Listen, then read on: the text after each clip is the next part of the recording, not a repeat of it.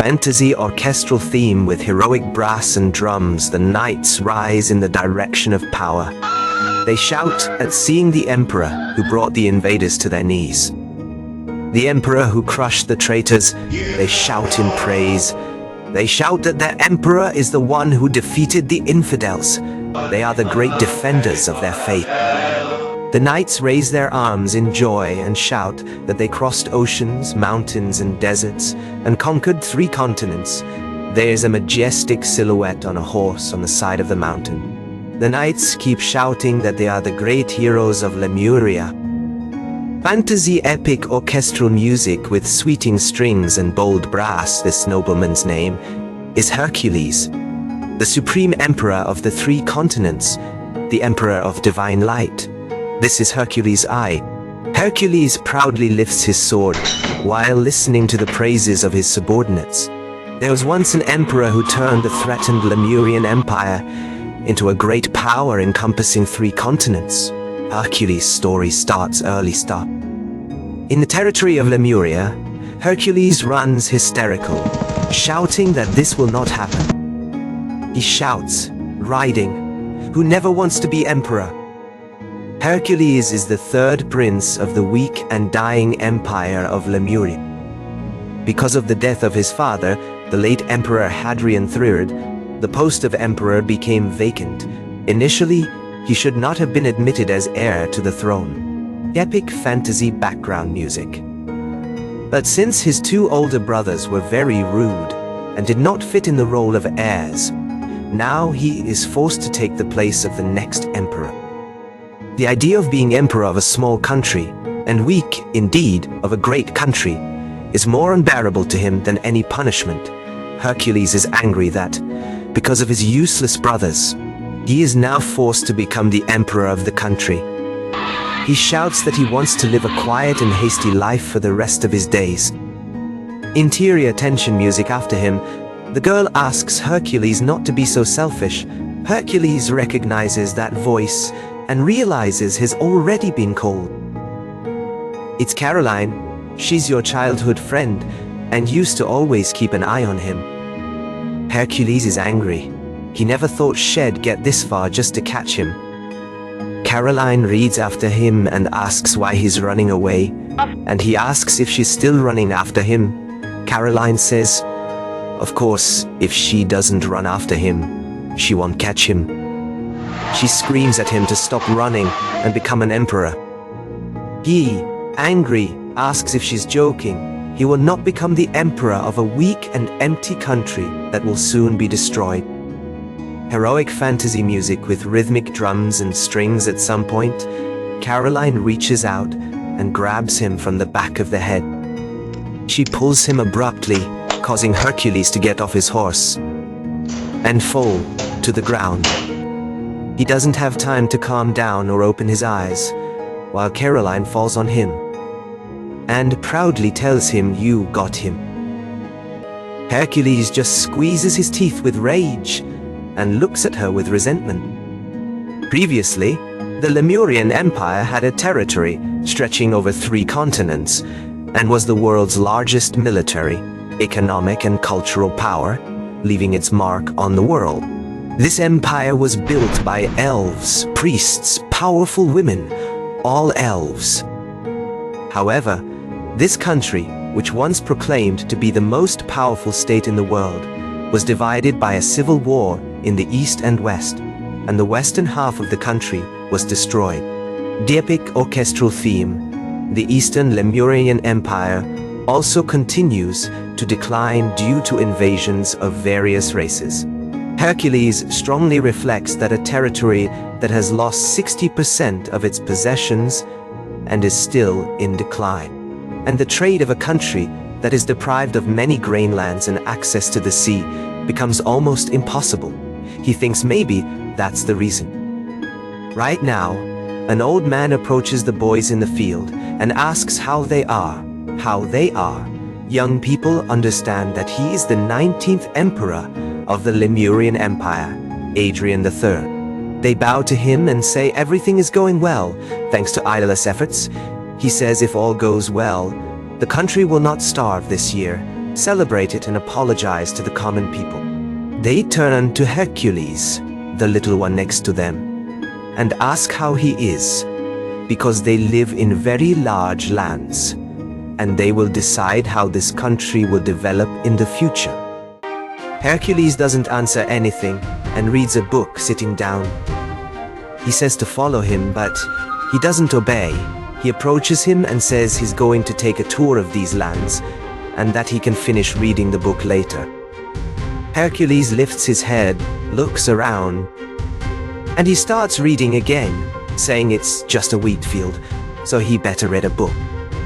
Take his book and say that whoever wrote this book saw the world as it is, and that book captures this world. He says that just reading a book, he will not be able to experience the same emotions as in real life. Hercules pouts with those words. Hercules looks around and sees two people working. He asks his father what that is, explains that they harvest the wheat from the ears to make bread with these grains that they eat. He realizes their hands are getting tired of the sickle. And you think it sounds uncomfortable to use. Hercules points to others and asks his father, how about using something like a comb instead of sticks? You don't know what the combs have to do with it. In the end, everyone tries to do the same. The workers say it's so easy and their hands don't get tired. The little girl says she can grind several ears at once. Hercules explains that instead of relying on the strength of one hand, the fruit is much easier to pull with both hands while trusting its own weight. And if they make a small platform, even small children can do that. Hercules says it'll save a lot of effort and increase their productivity a lot. His father says it's great. Ask him how he knew that. And he replies that they have existed since the Edo period, created by farmers who were creating various innovative tools at the time. Hercules is silent without knowing how to justify himself with him. Now he says he read about it in a foreign book. Your father says with pride that your son is a know-it-all. Hercules thinks to himself that this thing doesn't exist in the library and in their files. Hercules has his own secretary. He has more advanced knowledge of science and technology, which he keeps secret. People usually call him a child prodigy, and his father gave him everything he asked for. But it is precisely through this knowledge that he loses his freedom and is overrated. Returning to real time, Caroline demands that he finally become emperor. Hercules looks while Caroline puts her hand in her stomach. Start blushing and ask her to leave first. Because she's heavy, Caroline says, if she leaves. Hell, run away again. She starts saying she feels something solid underneath. So Hercules, in panic and hysteria, starts screaming loudly. Caroline tries to persuade him again and asks him to become emperor. He has the knowledge and skills to become emperor. He refuses again and shouts that he will never be emperor. Hercules, sweating, says he wants to travel when he grows up. That's why he's just accumulating knowledge now. He will not become a servant of this country. In demanding that she come down, he firmly declares that he will not allow the prince of his freedom to be deprived by the emperor. She asks, does that really mean he doesn't want to be with her? Hercules thinks of it and watches it with doubt. Caroline says she loves and wants to protect the country where her father, Emperor Hadrian, ruled. And she always wanted to see the new Lemurian Empire created by Hercules. She starts crying bitterly and says she wants to see Hercules become emperor. He suddenly gets up scared and panics and asks why she's crying. She tries to say something and releases a hiccup. Hercules overcomes himself and swallows the crying. Humbly, he tells you he's taking Caroline on a trip with him. She calms down and asks if it's true. He caresses her head, answers that it's true. Hell do anything for whatever she wants. She asks if Hell let her read a book about martial arts, which her mother forbade. He tells her to read. She asks if Hell come for tea. He responds hastily that he does. She asks if he would become emperor, and he answers without thinking so.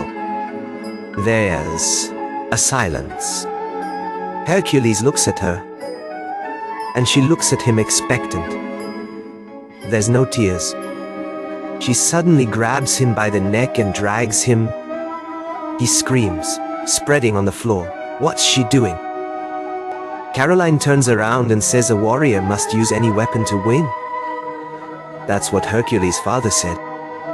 He calls it plain, and horrified, shouts to all the forest that she deceived him. Thus, in the presence of many of his subjects, he safely ascended the throne and became emperor. Hercules sits on the throne, snaps his fingers and pulls his crown, saying it sucks to be trapped in such a country. It reflects aloud on the ongoing trade deficit, the territory that continues to shrink due to the invasion of other races, and so the nation continues to lose its territorial viability. He can't believe his father died ruling a country like this. You say with despair that your freedom lasted so little. And now, his imperial life has begun. Suddenly, a dark, foggy hand appears behind him, and then all the silhouette of a woman with long hair floating in the air. She claims she has already told him that he is destined to become emperor. She gave him a lot of knowledge about the world of others, so she expects him to succeed. That's it. He has much knowledge of another world, but which originally did not belong to him. The person who possesses this knowledge was born and raised on planet Earth in a country called Japan. I think his name is a wage earner. In short, all the problems that have arisen so far, he managed to solve it only because he has knowledge of another world. The reason for all this is the work of this bizarre demon. Her clothes are covered in blood. She has long dark hair and a sly smile. He asks her if she has any idea how long she's had a headache about it. In another life, he was such a boring, stupid person. But even so, knowledge is certainly useful. The sorceress tells him she has high hopes for him. She calls him a great future hero and then disappears. Hercules starts screaming nervously, saying he's about to explode in the will to give up.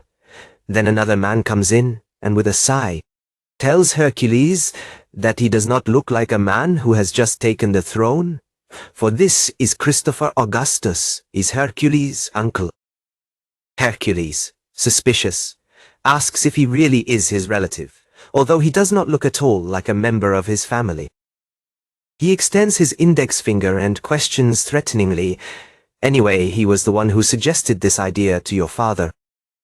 Hercules tells his uncle that although he had two brothers, he placed him above them. He calls him the one who stops him.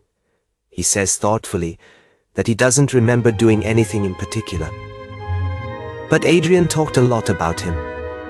Uncles list that Hercules could speak at the age of 2, and by the time he was 3, he could read and write. By the time he was 4, he had read every book in the castle. But that was not enough for him.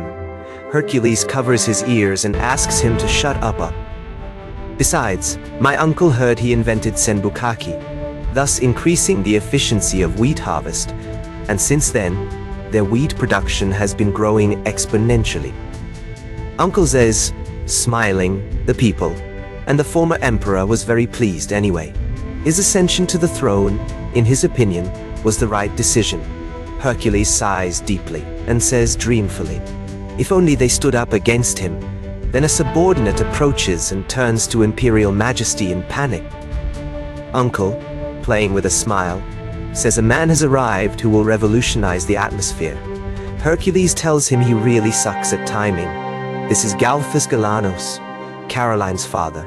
He apologizes to him. Hercules says that from now on, you need to discuss matters related to the administration of the empire together. Hercules covers his ears with his hands because of the noise and comments that he now understands who Caroline inherited. Then a young man comes up from behind and and asks him not to talk like that, because Galfus is always like that. Hercules asks if Lucanus has been here the whole time, and he says it's terrible. Hercules, resigned, says a maternal relative. A military man and a eunuch are currently in the room. And he himself is a 12-year-old emperor. Hercules stands up and says this country is doomed. He takes the crown and delivers it to them, saying they can continue to do politics on their own and that he will just have fun in the library while everything is going down a bad road. Lucanus says, with an embarrassed smile, that there seems to be nothing they can do. You'll have to trust Lady Caroline again. A little later, Hercules looks dreamy into the window and sighs, saying he was born into a terrible world to become the emperor of a dying country. He remembers the faces of his citizens who beg him to save their countries. He strives, remembering people's noise.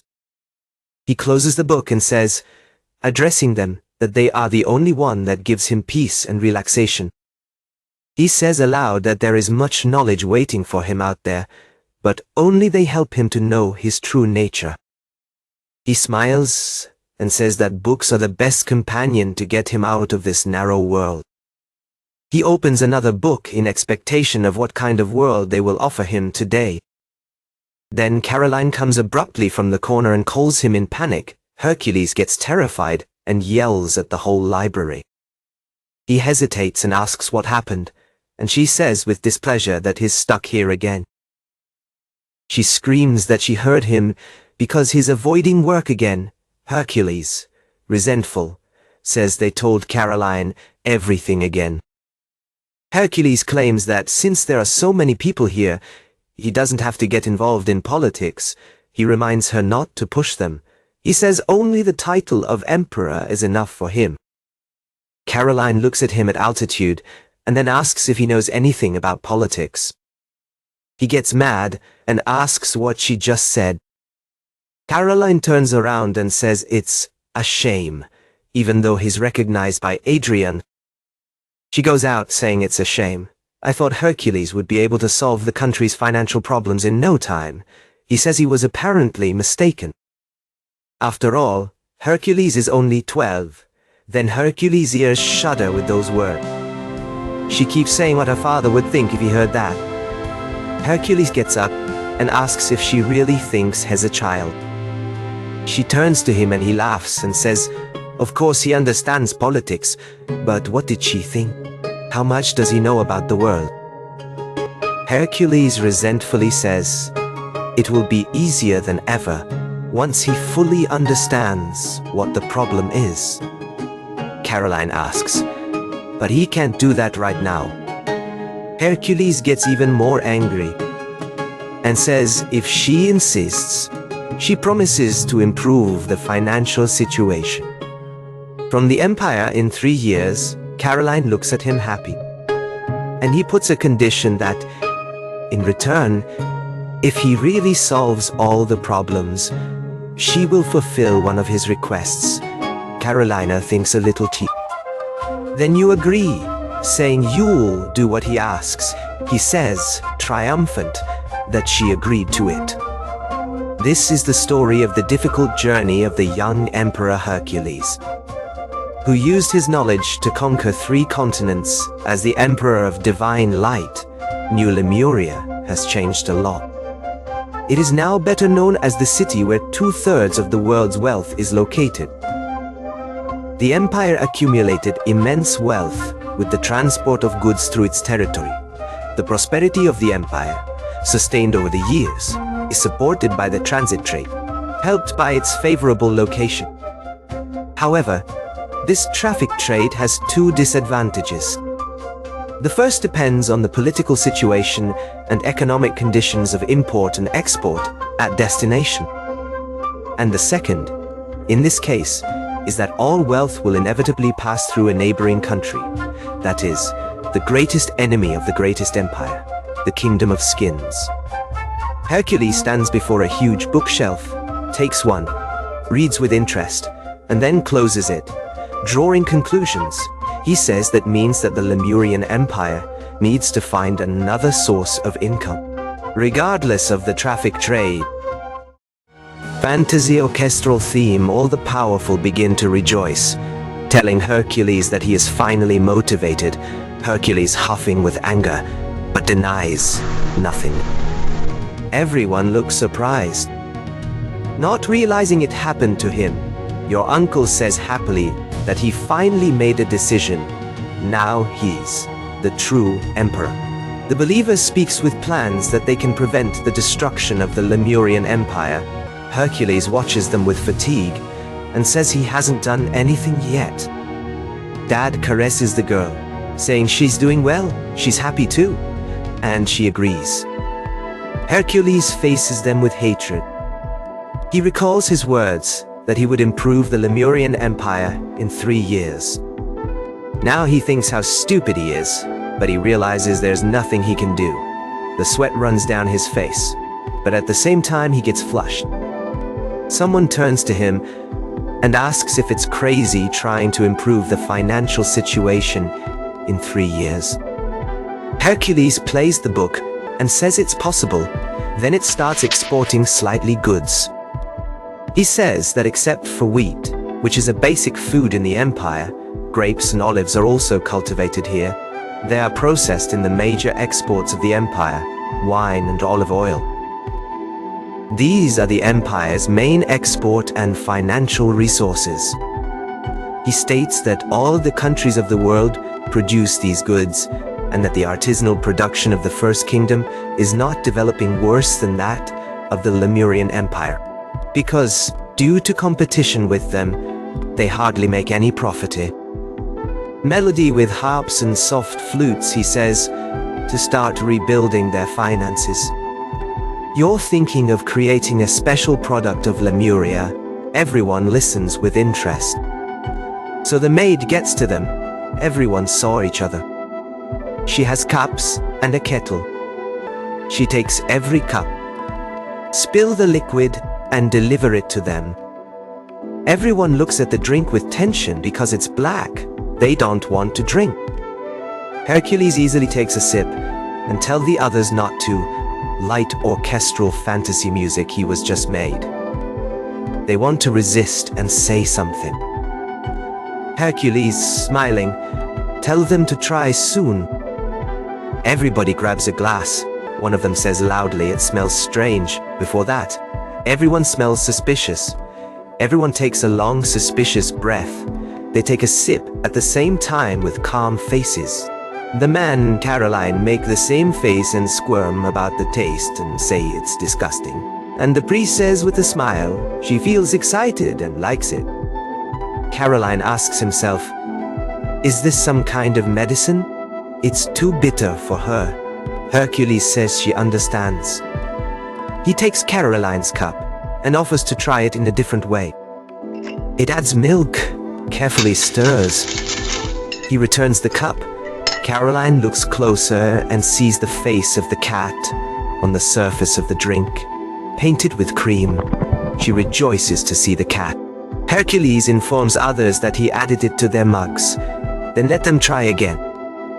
Everyone tries it together again. Then their faces begin to shine with soft glow. They say it's easier to drink now, but Mother says she liked the previous one better. Fantasy team background music. Caroline turns around and happily says it's very tasty. Hercules smiles and tells everyone, pointing to the cup, that is coffee.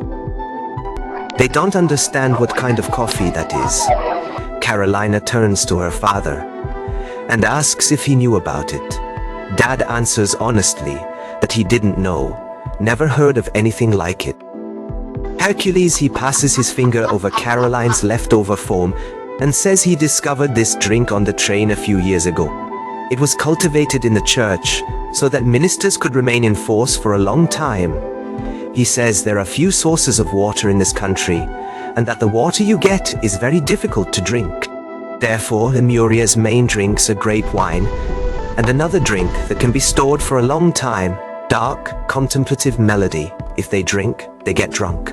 So the aristocrats who have money drink tea, imported from the East, but it's still very expensive because of the imports. Coffee has no established production methods and, above all, can be grown under climate and soil conditions of Lemuria. It was natural that if they sold it as a special product of the empire, it would attract some attention. Everybody's quiet. The priest just says it's clear to her. Hercules' uncle also answers that he understands everything. You agree that this coffee should be sold as a special product. He turns around and says with displeasure that he is not impressed. Ambient fantasy music he doesn't understand, and asks offensively what that means. He says that just to show them this drink, bought a tea set in one of the silk countries of the East, white porcelain, which technically was created to drink tea and imported. But everyone is shocked by the revelation that it was actually made in Lemuria. The priest says that this is impossible, that this white porcelain is not a patent of the country of the East Silk. Not even the First Kingdoms have this technology, let alone Lemuria. Hercules listens to him and drinks his coffee quietly, saying that this is China bone made in London around the 18th century. K's soft classical music, they don't understand what London is. Hercules ignores and continues, saying that the white color of this porcelain is obtained from animal bones. Hercules explains, what I mean is, until now, all the porcelain we manufactured was black, so I decided to replace it with white. Hercules' uncle thinks actually, it's still in the experiment phase, but the white color is very beautiful, taken by an emotion, pulls and screams that it's already a wonder. Hercules smiles resolutely and declares that coffee and porcelain will be sold as special products of the empire. All, cheerful, agree with him. Caroline says that, thanks to this, there is hope for a slight financial recovery. Your father is enthusiastically invited to start selling porcelain to aristocrats and merchants. Even if it does, the improvement in the financial situation of the empire will take at least 5 years.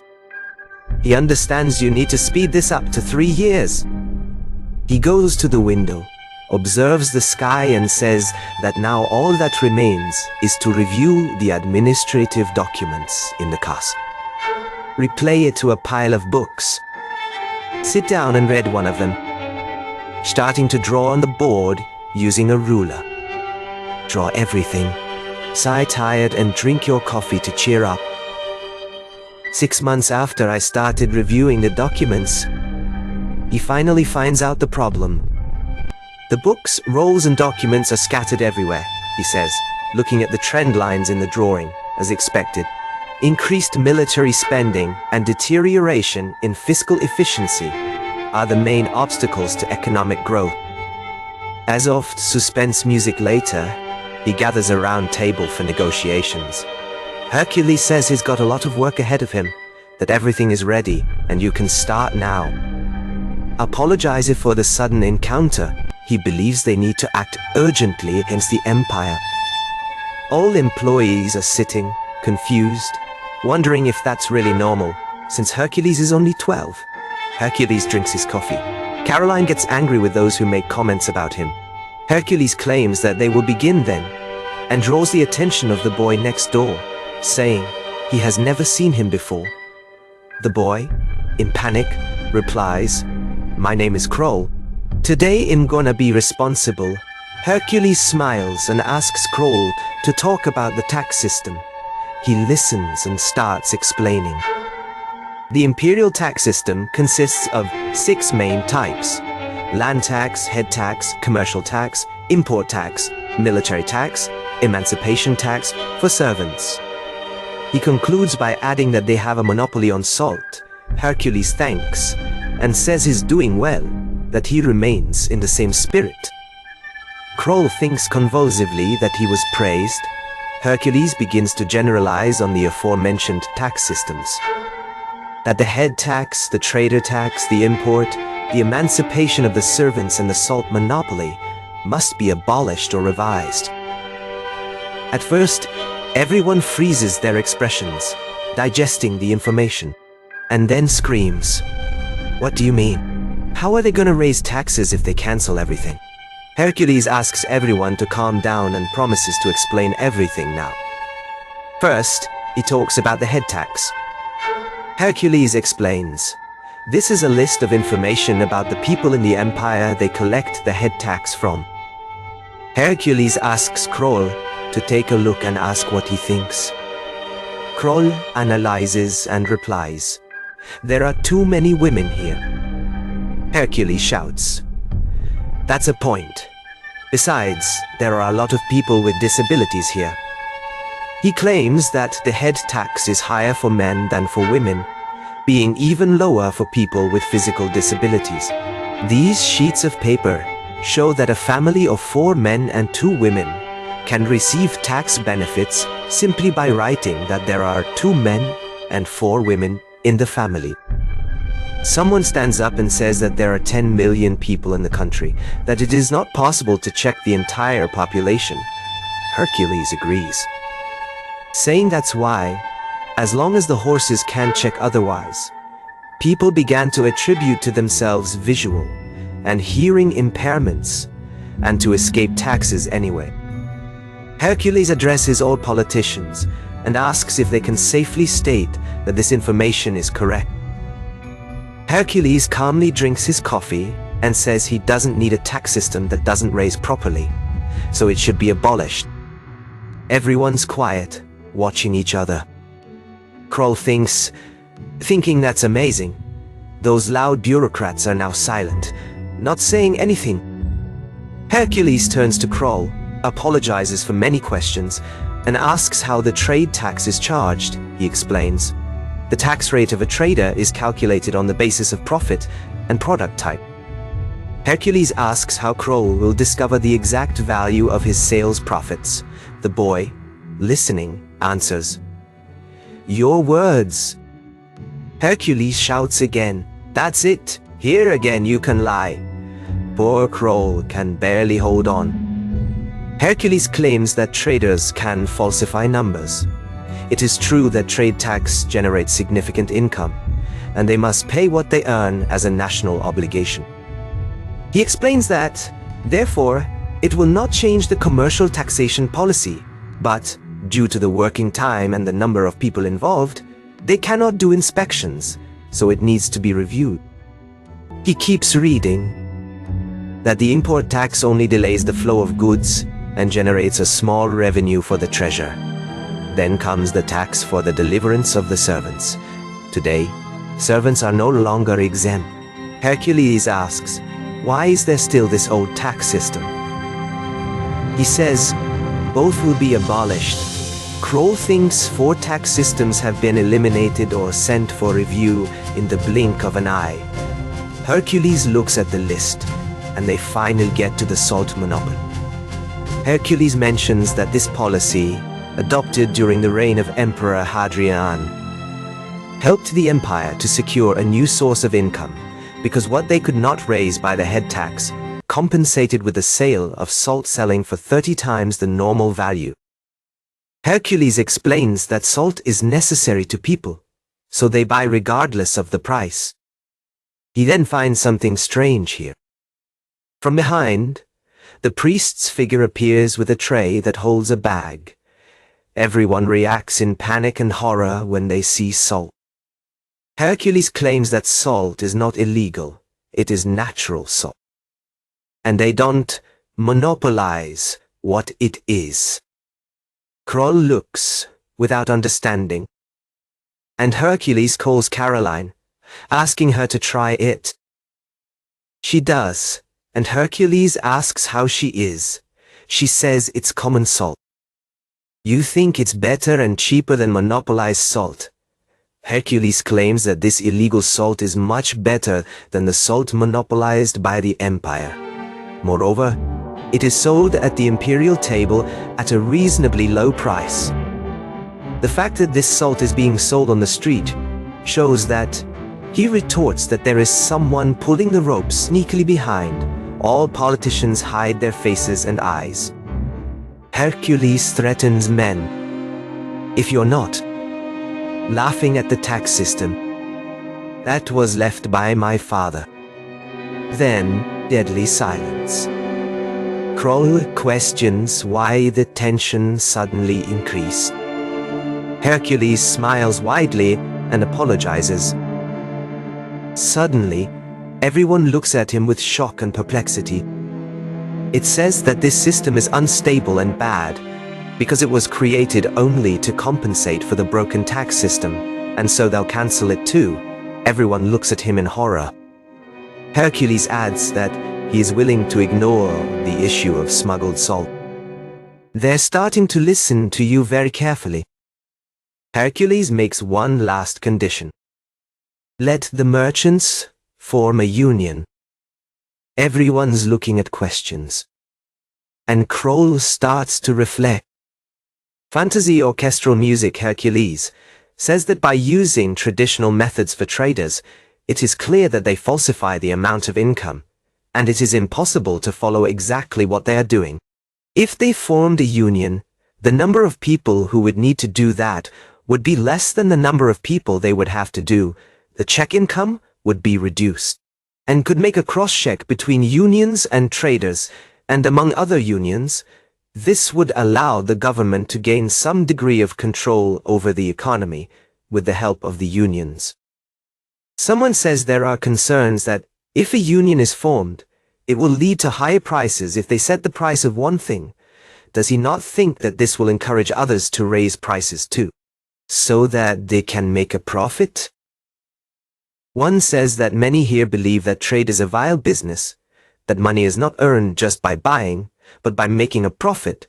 Hercules says that the government should not simply buy and sell, but think and reflect. Hercules is outraged by the idea that he even makes a living with it. Hercules says that if there are not so many buyers, they just need to unite the merchants to figure out how to sell them. If you just raise the price of something, no one will buy it, and it will rot. He adds that they also know that traders form their own union, although not officially, so he suggests using a favor. Address them as gentlemen, snap your fingers, and says he invented a new tax system and ID like you to contribute. Hercules is handing out flyers to everyone. Hercules says that here there are no emperors or bureaucrats at this time. They are just a group of people who want to restore the Lemurian Empire, and those who can do it. Hercules guides everyone who doesn't hesitate to challenge their decision. Everyone is reading the documents intensely and just staying silent. Hercules realizes their reaction and says that, in fact, he believes that they receive little at present. So if they successfully implement tax reforms, he himself will ensure that their wages are fair. Hercules smiles and suggests that everyone should be able to do whatever they want to do. Everyone starts thinking actively and saying they would like to ask something.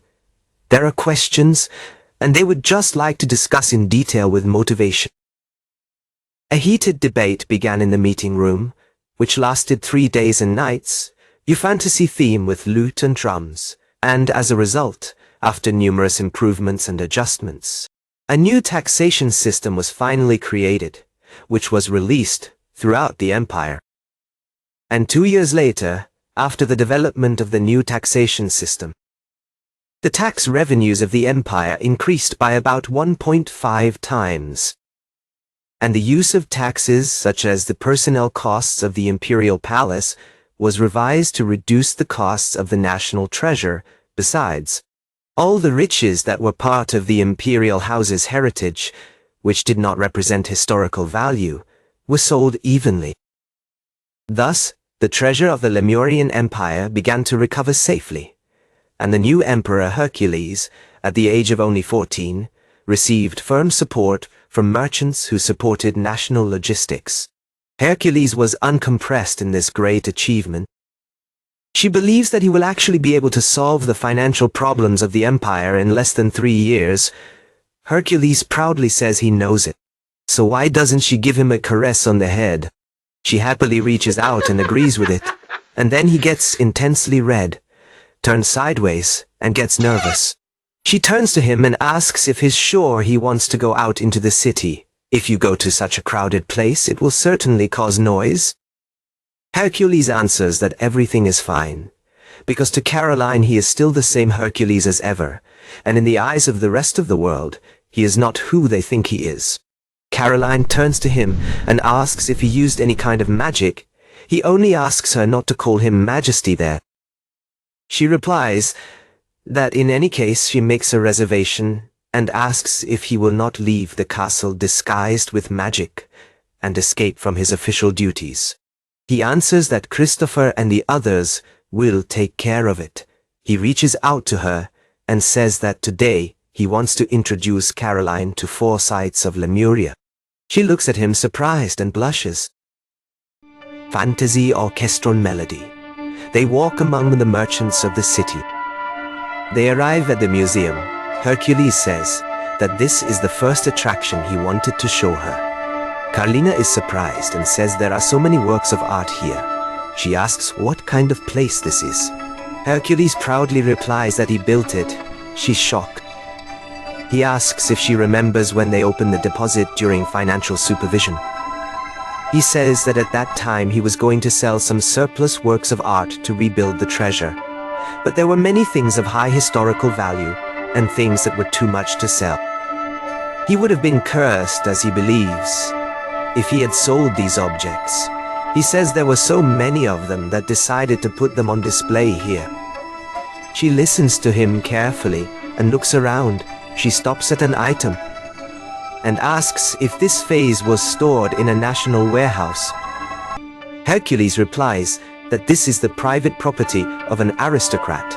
Originally, it was planned to display only objects of castle art, but the aristocrats insisted that they also wanted to show their wealth. Hercules says, with a smile, that they will charge a price for the place, and visitors will pay an entry fee. That way they'll make a lot of money. Hercules doesn't see any reaction from Caroline. Haunting, suspenseful fantasy melody. He gets outraged and looks at her, thinking that's not the reaction I expected. So that person shows up and says, that's true because women aren't interested in male vanity. Hercules faces her threateningly and tells her to stop appearing out of nowhere. She answers that she's just giving you some advice. She claims Carolina knows how to think, like everyone else. Looks like she hasn't grown enough to love art yet. Ask him if he should use something simpler. Hercules listens and begins to reflect on whether she really is interested in art. Hercules then decides to go to the next location. It says the next attraction is the street fair. He used to come here often. Everybody working hard, selling bread, washing things, separating grains from everything else. Caroline goes and talks with surprise that here is so excited. She's never been in a place like this before. Hercules says that since Lemuria was the capital of 2/3 of the world's wealth, there are always many different goods on the shelves here. In fact, as they had nothing to attract people, they decided to build a museum right next to the market. But on the other hand, they lure people to the market and buy various goods. He says there are also artisans here, so they can even make a souvenir with the name and date of it, even if it is not a coin. Carolina is genuinely surprised and happy. She goes and says it looks like this place got so excited thanks to Hercules. She agrees. He takes something, gives it to her, who asks what it is. It's some jewelry she's looking at. Epic and enchanting, orchestral melody. Hercules says aloud that Caroline's eyes are like rubies, and then claims they're even more beautiful than ruby. She blushes and says he's praising her. The boy says if she likes anything, let her know. He'll buy it for her. She refuses and says it's too much, so with shame, she says she doesn't have to. Gentle harp strumming since he was born in the Galliano family. His father, a military man, taught her only martial arts to protect Hercules. She smiles and says she's sure she wouldn't be okay with any of those necklaces if he gives them to her. Hercules then asks if it means that she does not want a reward from the emperor. Questioning whether she happens to have a boyfriend, there's an awkward silence. She says, in panic, that's not what she meant. Hercules laughs and asks why she just doesn't accept. He just wants to give her a gift. He says Carolina's very pretty. She'll be fine with anything. She gets even redder. She turns around and asks him not to provoke her anymore. He thinks proud, and with a smile, that's exactly what he wants. Carolina turns around and looks at the table with decorations. She notices a necklace. She looks at the table with decorations. She notices a necklace, a big, dark rock. Hercules realizes her reaction and asks if she likes anything. She goes out and says it's not like that. She doesn't like anything here. Hercules reflects that, given the circumstances, it is probably not worth showing an aqueduct under construction. A bridge structure with a canal to provide water through a canyon or river. Die sink, corrected by Elderman Kua at Elderman. He reflects and understands what needs to be done. They look like horses run in competitions. Carolina's face is full of childish joy. She enjoys the carriage race. She really wanted to visit here. Hercules says she thought Caroline might like carriage races. She happily agrees and says everyone likes it.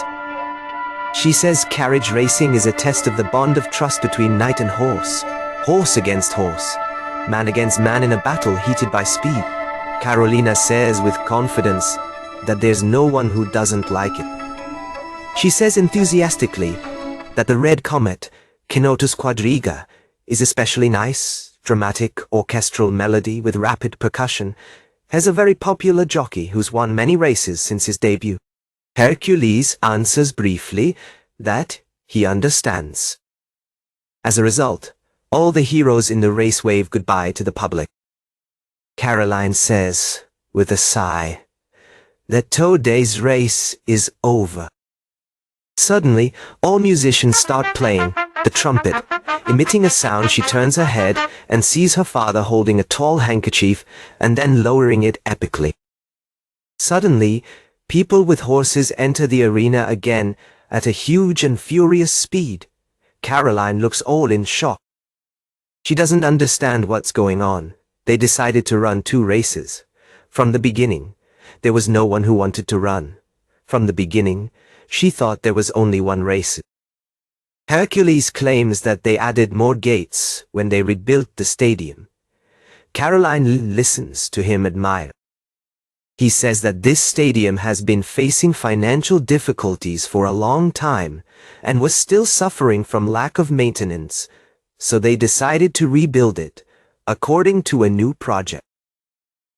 Hercules, with complacency, claims that ultimately it is cheaper to rebuild it than to repair it.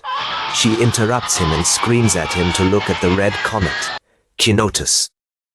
Hercules is silent, and she screams that she's never seen him before in person.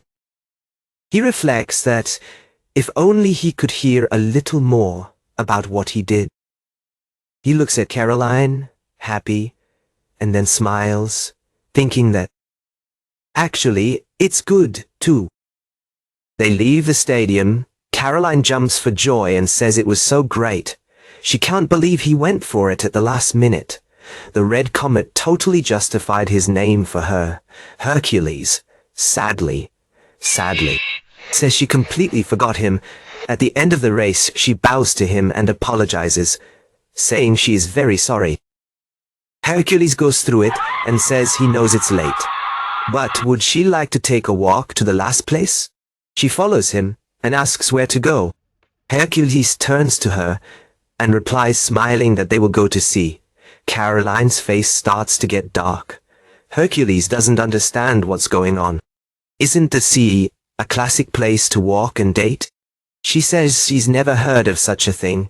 It says the sea is where the Lemuria sewer ends. It's the worst place you can go, and it stinks. Fantasy theme, with shimmering strings and gentle percussion. It's dirty, and it's just disgusting. Hercules understands that these places to date were chosen in the other world. He smiles and says it's okay. She keeps refusing. He pushes her and says it's okay. She won't give in and resist. When they reach the sea, he informs her about it, and she slowly opens her eyes. She looks at the vast sea, reflecting the rays of the sun. She watches everything with fascination. She looks around, and she's surprised to say there's no garbage here. Fantasy-themed music, and the water is so clean, and it doesn't stink. The port used to be full of fish residue, but now it's so clean. Hercules says it's all thanks to the law. He says that so far, all the sewers and garbage from New Lemuria were dumped into the sea. That's why the harbor was so dirty. Sometimes it caused epidemics. He says that's why he built it to solve this situation. It points to the building and immediately says it's a sewage treatment plant. It explains that this allows all New Lemuria wastewater to pass through a series of filters before being dumped into the sea. He says there's a law against throwing trash on the streets now.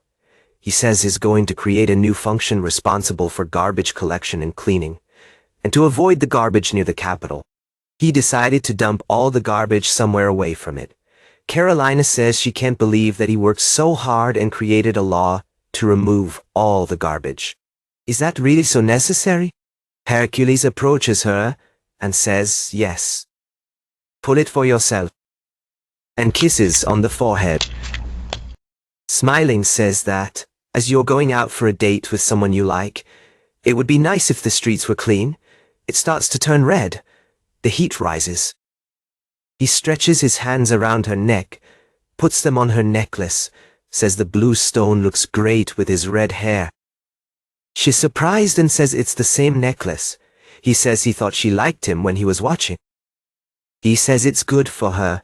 She hesitates for a moment, and then thanks with a big smile. They remain for a long time without unnecessary movements, as if Hercules was expecting something. After a break, he openly says he wants her to reward him. She looks at him in panic, and he says he wants her to kiss him on the cheek as a sign of gratitude. He remembers he said he'd do anything he asked. He says that to this day, he has worked hard to make everything great. Hercules sees your reaction. He starts to wonder. I didn't want to ask much, but isn't it too early to ask her to kiss you? She cuddles to him, kisses him on the cheek, and says he did a very good job. Hercules is starting to blush, too. And he appreciates it. The demon witch shows up, and it says how hot it's getting in here. Hercules tells him to shut up. Caroline doesn't understand your reaction. At this moment, someone in the castle says he didn't see His Majesty. The other responds that he has a date with Lady Caroline today. Uncle and father are surprised. The priest says, with a heavy voice, that it's good to be interested in a girl. Christopher says she doesn't feel comfortable when she says that. The uncle says that D, who initially did not demonstrate initiative in his tasks and became idle, worked very hard until today, so that is normal, in your opinion. He just wanted to take a break from everything. He says with great tension and excitement, looking through all the documents.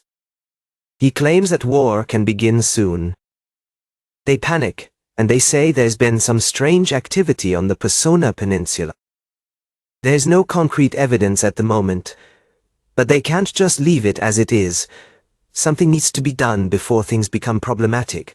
We need to discuss everything with His Majesty. Fantasy-themed background music. They come in at the same time and ask if they can take up some of his time. They see the next scene in front of you. Hercules is lying on Caroline's lap, reading books, and she asks if it would be more convenient to read in a sitting position. Caroline gets scared when she sees her father, and they both scream scared.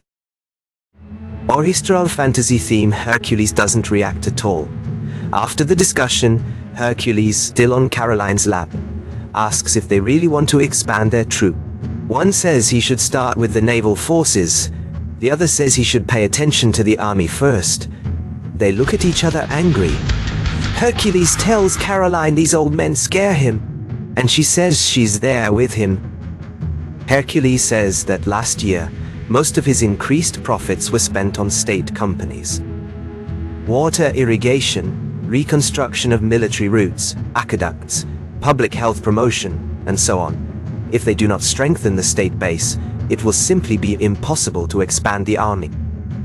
He says the morale of the population should be adequate, but he himself planned to increase the military budget at the beginning of the year. Citizens must be ready to fight for their beautiful and comfortable country. Hercules says that, however, the army of this country is too weak and incredibly disorganized for restructuring. Those two look scared. Hercules says that, regardless of the differences between the races that are united by the peace treaty, they can simply ignore and begin to raise funds slowly on their own. He understands they need to strengthen their military forces, but their army is absolutely weak. Your uncle says that even with your words, you noticed a strange movement nearby. Hercules asks if they're really talking about the Paesonia Peninsula. He already knows. It says suspicious and unregistered transactions of wheat and iron guilds have been confirmed. In addition, consumers of traders and intermediaries everywhere report an abnormal increase in the number of mercenaries coming to them. And when Hercules tracked down the sources of all these changes, he realized that they were all related to the Paesonia Peninsula. He says those guys in Paesonia, I bet they think that as long as a child is on the throne, they'll destroy them. They have no idea of personal conflicts and consider it to be of no concern. Hercules leans back on the couch and says it's obvious that sooner or later they will be attacked. In fact, expanding this weak army will be a waste of money. He sighs and says how hard it is.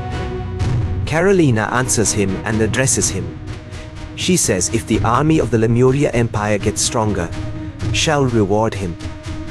So Hercules immediately gets up and orders Galfus and Christopher to act, and then organizes a strategic conference. Christopher thinks how easy it is. Galfus listens and thinks that was what his daughter expected. Hercules informs everyone that there is still money left after the financial reform.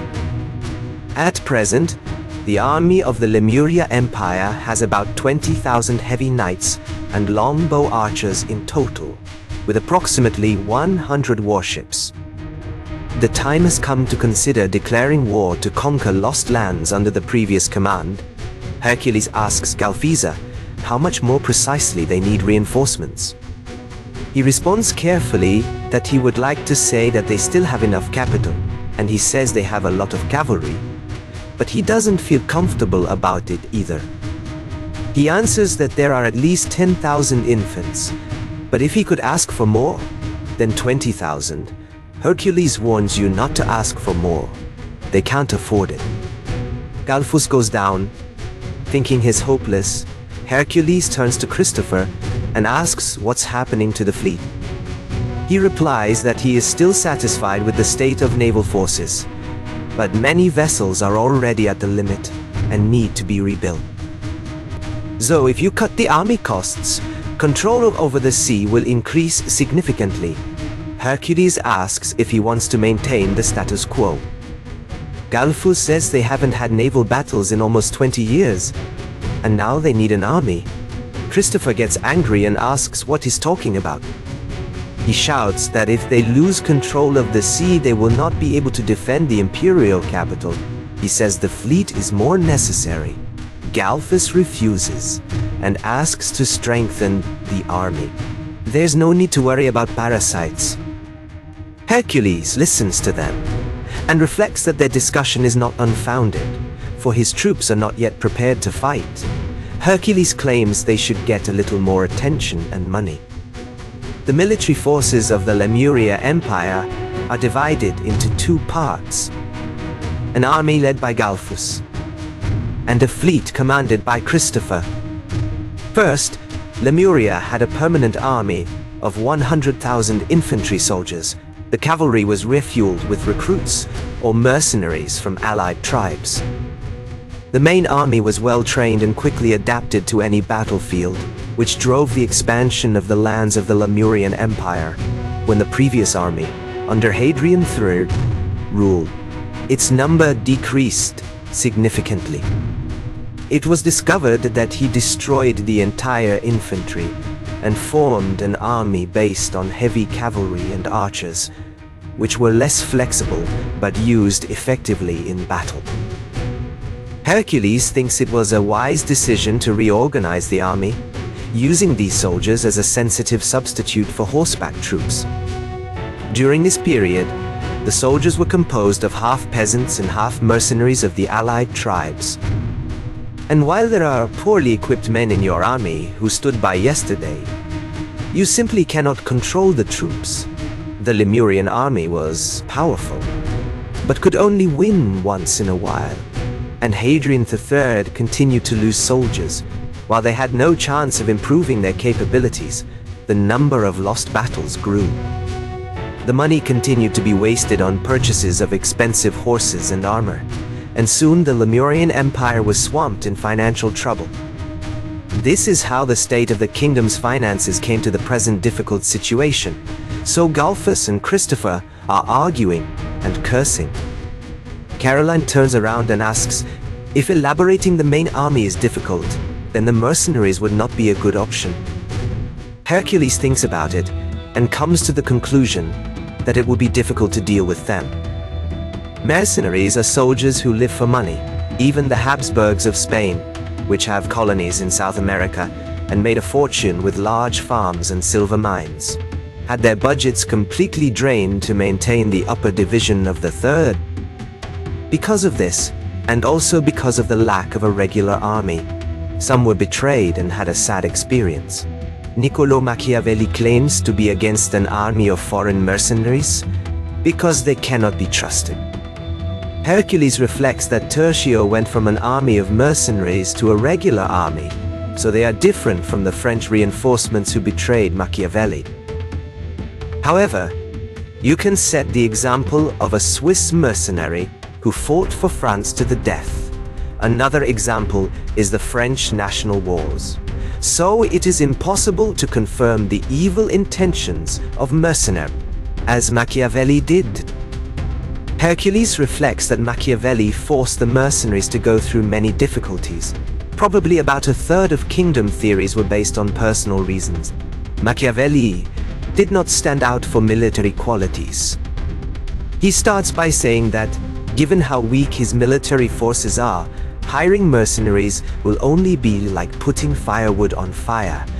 He thinks it's worth focusing on strengthening the main army. Galfus agrees and says he's right. They won't trust mercenaries. Galfus claims most Navy mercenaries can't even ride a horse, which irritates Christopher. Christopher, in turn, says his ships are fragile. They've been mistreated by the thugs of his army, so now they'll have to rebuild them. They start swearing and screaming against each other again. Hercules says if they don't stop fighting immediately, he'll force them to kiss as the emperor's command. Everyone suddenly stops and sits down. Hercules says he looks great and calls them good boys. Hercules comments that they do not refuse the fleet. If they lose control, it would be difficult to restore it. So they hurry to build the ships. Christopher thanks you. He continues to say that as far as the army is concerned, it will be impossible to add another 10,000 knights, but he will be able to find about 3,000 soldiers. Galfus says it looks like the problem is in the army of 30,000 regular army sergeants. He asks if that's really normal. He replies that if there are only 30,000 soldiers, then yes, because there are always a constant number of subordinate officers. Hercules says, then leave him to himself, calling him General Galfus. He obeys and answers that it will be as he wishes. Christopher suggests dealing with those guys from Personia. Galfus adds that they're a bit troublesome. The mercenary corporation Personia rebelled against her master, the Emperor, 8 years ago. They are traitors who rebelled and stole the peninsula of Persona. They knew that the ruler was too concerned about the slow, heavy infantry and could not resist the light infantry. He thinks they'll use the same tactics. Caroline asks Hercules if he really means that they will invade their territory again, and he answers that it is not the case, that their scheme is probably made to make the young emperor suffer and steal the state's finances, because they themselves seem to be in a state of financial poverty. Hercules heard that farmers on the peninsula of Personia suffer greatly from high rates. Christopher and Galfus are beginning to understand who the enemy is here. Hercules says it all seems to depend on him. Fantasy theme music in the castle. While someone was cleaning, a certain beast man enters. He sees a woman and growls. He holds her tight, instilling fear, and says there is nothing to be afraid of because he is the king of this place. In another place, the same man asks a subordinate how many soldiers they assembled. It is reported that in addition to the 10,000 mercenaries, including 5,000 infantrymen and 5,000 bowshooters, they assembled 30,000 infantrymen and 5,000 light cavalry from various tribes. The man, hugging the girl, says it means they have 45,000 soldiers in all. He smiles and says it's not bad. At this moment, Hercules declares that the commander of the mercenaries of Personia, it's a black panther named Dalios. A priestess is in the castle, with many documents in his hands. Look at the street, and watch Caroline and Hercules train. She says they fight hard every time she looks at them. Christopher delivers to Hercules the documents and says that this is the state of army formation and the programming of ship designs. Ask him when the war will begin. Hercules answers that, given the influx of wheat and iron personally, they will soon begin to advance. They also began gathering soldiers, and it will certainly take a long time to prepare for war. He says his soldiers are well trained, but they need to be prepared for war. Hercules also receives a warning that they need to rebuild the ships and gather as many soldiers as possible. It suggests making sure everything is well prepared. After the military strategic meeting, all the military and craftsmen of the Lemurian fortress were warned and began to carry out their tasks. At the port, the ships are sailing quickly away. They tell Christopher they've gathered all the galleys, is examining everything carefully. He points to the ship and says the sailboats are moving very slowly, so they should try to sharpen the masts a little bit and accelerate the experience after all, in a real battle. The ship will be loaded with armor and weapons. They need to mobilize everything they can. In addition, the rowers on the right side row much stronger than the others. The ship can turn. If it is alone, it can reach the allied vessels. They can handle these failures quickly. They obey him. Going to the training camp, you can see how intense the training is. They're all beaten one by one. Gelfas asks, well, what is that? Are they really scared just because of that? He gets angry and screams so they don't even dream of defending the empire with forces like the barbarians who stole the land from their country. They'll continue to be afraid and retreating. He tells everyone to pretend he's an enemy army general and attack with intent to kill. Won't let them come home until he defeats him before the war. To recover the lands lost by Personia, everyone gave their best in preparation. To lift the spirits and strength of the soldiers, Hercules is training with Caroline. They're fighting. Hercules says that's what's expected of a daughter of a family of honorable knights. Can't find a single flaw in her defense. He calls Caroline the supreme rider. Carolina makes a sharp stroke with his sword. He jumps back. Carolina says this trick won't make him lose his surveillance. She claims, pointing her sword at him, that the knight always behaves calmly. The excitement can cost her life. He smiles and says she's right after all, She's Gallianos Gelfa's daughter. Then he asks, how about this? He abruptly drives himself off the wall, uses innate magic and body enhancement. Caroline defends herself with her sword. There's fear in her eyes. Hercules deprives her of her sword with a blow, breaking it to pieces. Hercules, with a smile, asks what she will do now. Caroline uses her innate magic at the time of the attack. I mean, extreme speed. She abruptly finds herself right in front of Hercules, who gets scared. She abruptly grabs his clothes and pulls him down. Hercules opens his eyes and murmurs of pain.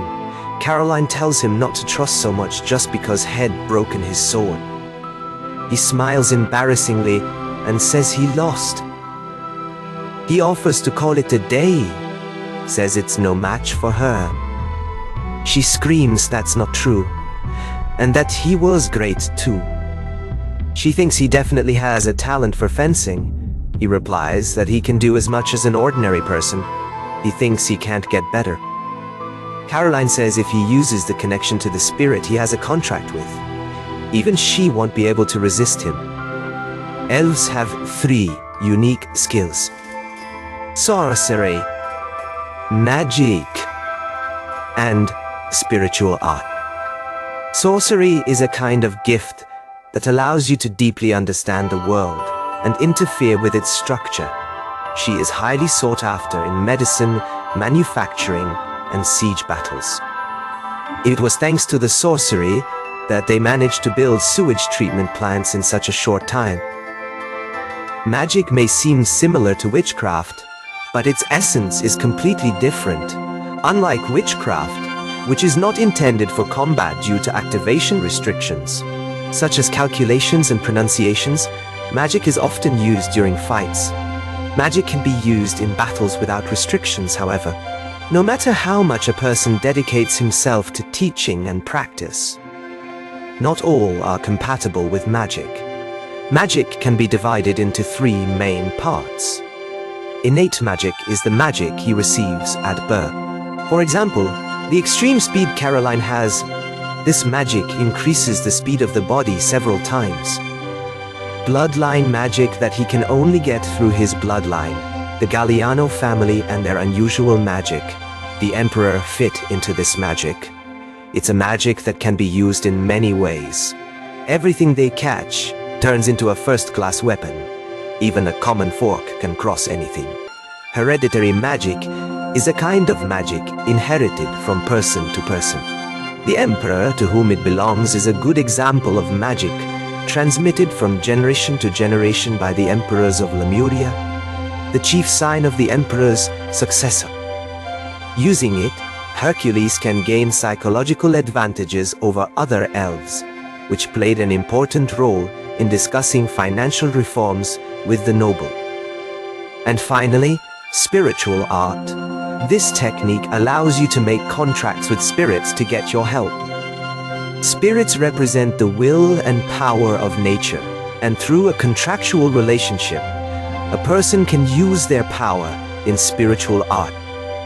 Anyone who signed a spirit contract can do that, so there are many values.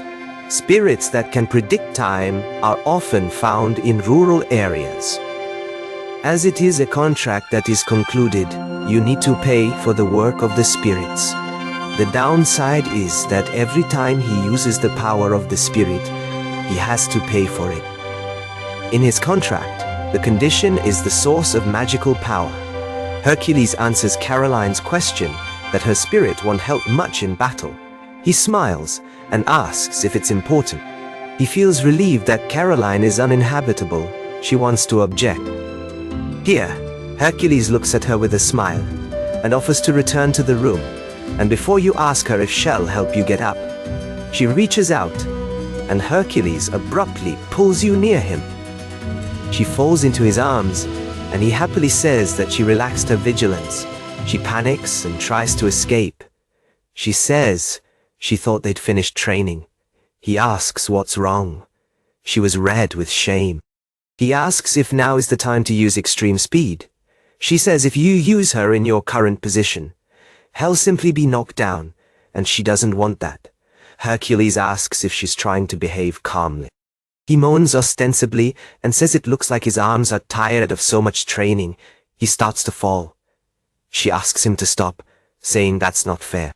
Hercules smiles and thinks she's so easily embarrassed. He gently caresses Caroline's head, pushing her bangs away. She closes her eyes. Your cheeks get even redder. Your lips are shaking. Hercules watches her surprised. He understands your pendant. You think she's still wearing the pendant that he bought her back then. He ducks and holds his hands, trying to touch his lips. Then he hears the words above the priest, who calls it carefree youth. Hercules, angry, asks what she wants. She smiles and laughs and jokingly asks for forgiveness. She reported that Tito was wanting to talk. Tito is Hercules' brother. Tito is sitting in his workshop and complaining about how problematic everything is. He digs the sculpture and is outraged that he has already spent 10 minutes, 10 whole minutes, waiting for his younger brother. He asks if Tan needs to show a little more respect for his older brother. Tito goes to Hercules and says he knows he can't concentrate on his job. He says that while he creates masterpieces, people like him, who don't live in art, do nothing but flirt with girls. He shouts indignant that it's a big mistake. If Hercules thinks he works the same way as other people, Hercules covers his ears and tells Titus he's guilty. Hercules says he's saving a good place for his next exhibition. Tito's ears immediately shiver. Titus immediately calms down and says he is a very powerful man. He is magnificent and calls him his dear little brother. Hercules thinks to himself, how can a simple man like that exist in this world? Tito asks Hercules to sit down while he prepares breakfast. Hercules obeys and goes to a chair. Tito stops him and asks him not to sit in this chair because she's unique. He doesn't understand. He says they call it the cursed chair. It was the favorite chair of a man who was executed for serial murder. And as soon as he sits down, this man's restless spirit will kill him. At least that's what Titus was told. Titus proudly claims that this chair killed over 50 people because it's terrifying. Hercules asks him how you feel about hanging it on the ceiling instead of using it at meetings. He agrees happy and offers to put her on display. Titus is the second son of the Adrian family. As for art, your views coincide, so they talk often, although he's just an amateur, and even though he, the younger brother, ascended to the throne. Their relationship did not change. He turns to Tito and asks how His Highness Adrian is. He says he's not out in the world yet. You think you can get used to the fact that you didn't get the crown. Hercules asks if he can just hand her over to him. Tito says he wouldn't advise that. If he gives you the crown, then the kingdom will come to an end. Hercules questions Tito, but he doesn't need a crown. Ask him to stop playing and tell him he doesn't have to. He says Hercules created an exhibition site called an art gallery museum, and he also discovered the coffee, which gives a state of joy for several hours. He just doesn't have time to be emperor. Titus says with great enthusiasm that when he finishes the sculpture, he will need to paint several works. And after that, you will also make decorations. Titus says he won't have enough hands for the concert next month. He's got so much inspiration, he doesn't have enough hands. He decides he needs to clone himself. Hercules says he's like a weasel. He doesn't understand who he is, and Hercules asks me to let it go, because it's just a reflection out loud. He says he was actually hoping Adrian would take the throne. Before they walked away, he wished him a good day, but he just looked at him angry. He thinks he definitely hates him. Titus tells Hercules that he just can't handle that problem. He was the first son of his father, and then your creation was unsuccessful. He delivers the coffee to Hercules, and you say that even if you do, you're not gonna solve that problem.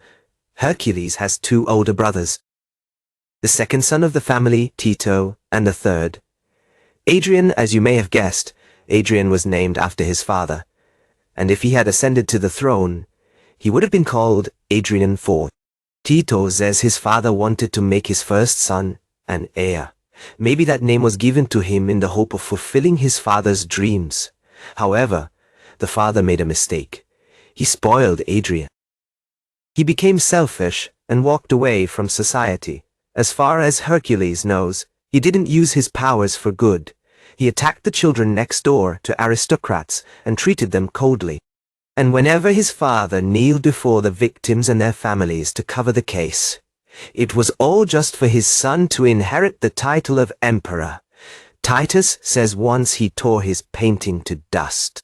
Hercules says that since they're fighting, they must have argued with him. Tito says they didn't argue. Tito starts shaking with anger and says he fought with his father when he said he shouldn't have drawn in front of Adrian. That day, he learned a new word: reasons.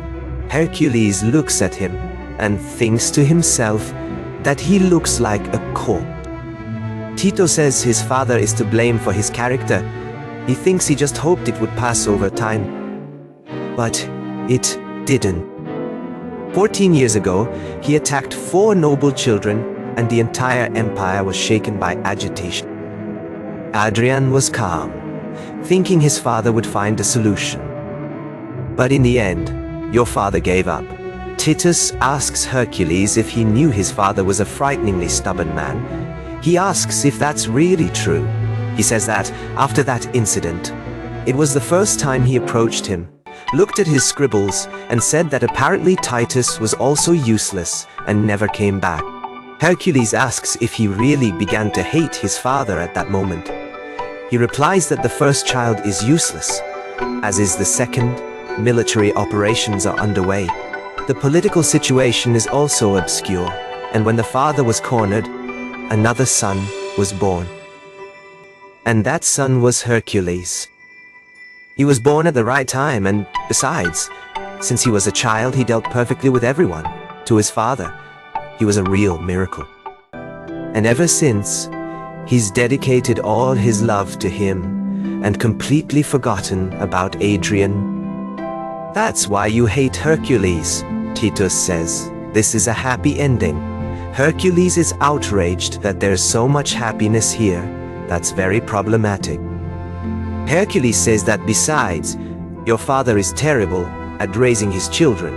Titus says that's not true at all, because he is the result of his success. He avoided all the mistakes made by his older children, the first and the second. Heirs of royal families, real creations achieved by the bitter experience of previous children. If a masterpiece had been done from the beginning, no one would have to suffer, and in practice solve the problem of the financial crisis. And he also managed to build a social infrastructure like a sewer collector. He drinks his coffee and thanks Titus, looking away. Titus says that's Adrian's spirit, because no one knows when his older brother, thirsting for power, will decapitate him. Hercules says he's not gonna do that, since as long as he's quiet, he won't touch him either. He's surprised to see Titus so excited about it. Titus asks Hercules if he really thinks his brother will be inactive, if it will be a problem if he contacts the non-alpha aristocracy. Hercules stays silent.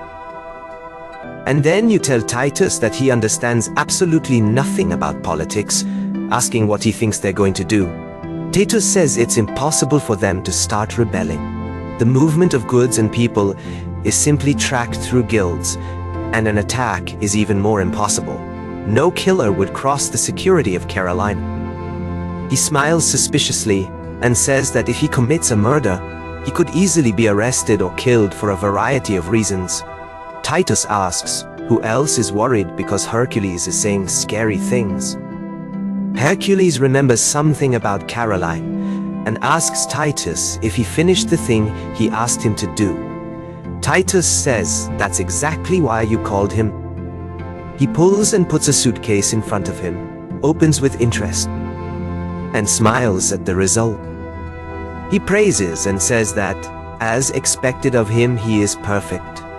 Titus says he's happy to hear it. He asks Hercules where he just got that drawing. He says he made the size exactly as he asked, asks if everything's okay. Hercules replies that everything seems nice. Titus asks if he wasn't going to give it to Miss Caroline. Titus says the military reform was successful, but he said he couldn't do it until the result was clear. Some people are knocking on their door, and Titus lets them in, St. Christopher and Galphus, apologizing for disturbing the brothers. Galphus says the training of 30,000 infantry and junior officers has been completed. Christopher claims that the fleet has also been rebuilt, and that they have reached the minimum of ships in operation. Titus wants to guess what that means. Hercules gets up and says they'll win back the Personia Peninsula. That's the beginning of the war. The region of Personia is a land based on the territory of the Empire of Lemuria. Its main source of income came from the export of products such as grapes, olives, and marble. But it was obvious that that would not be enough to keep hiring about 10,000 mercenaries 8 years ago, when His Highness Hercules was 4.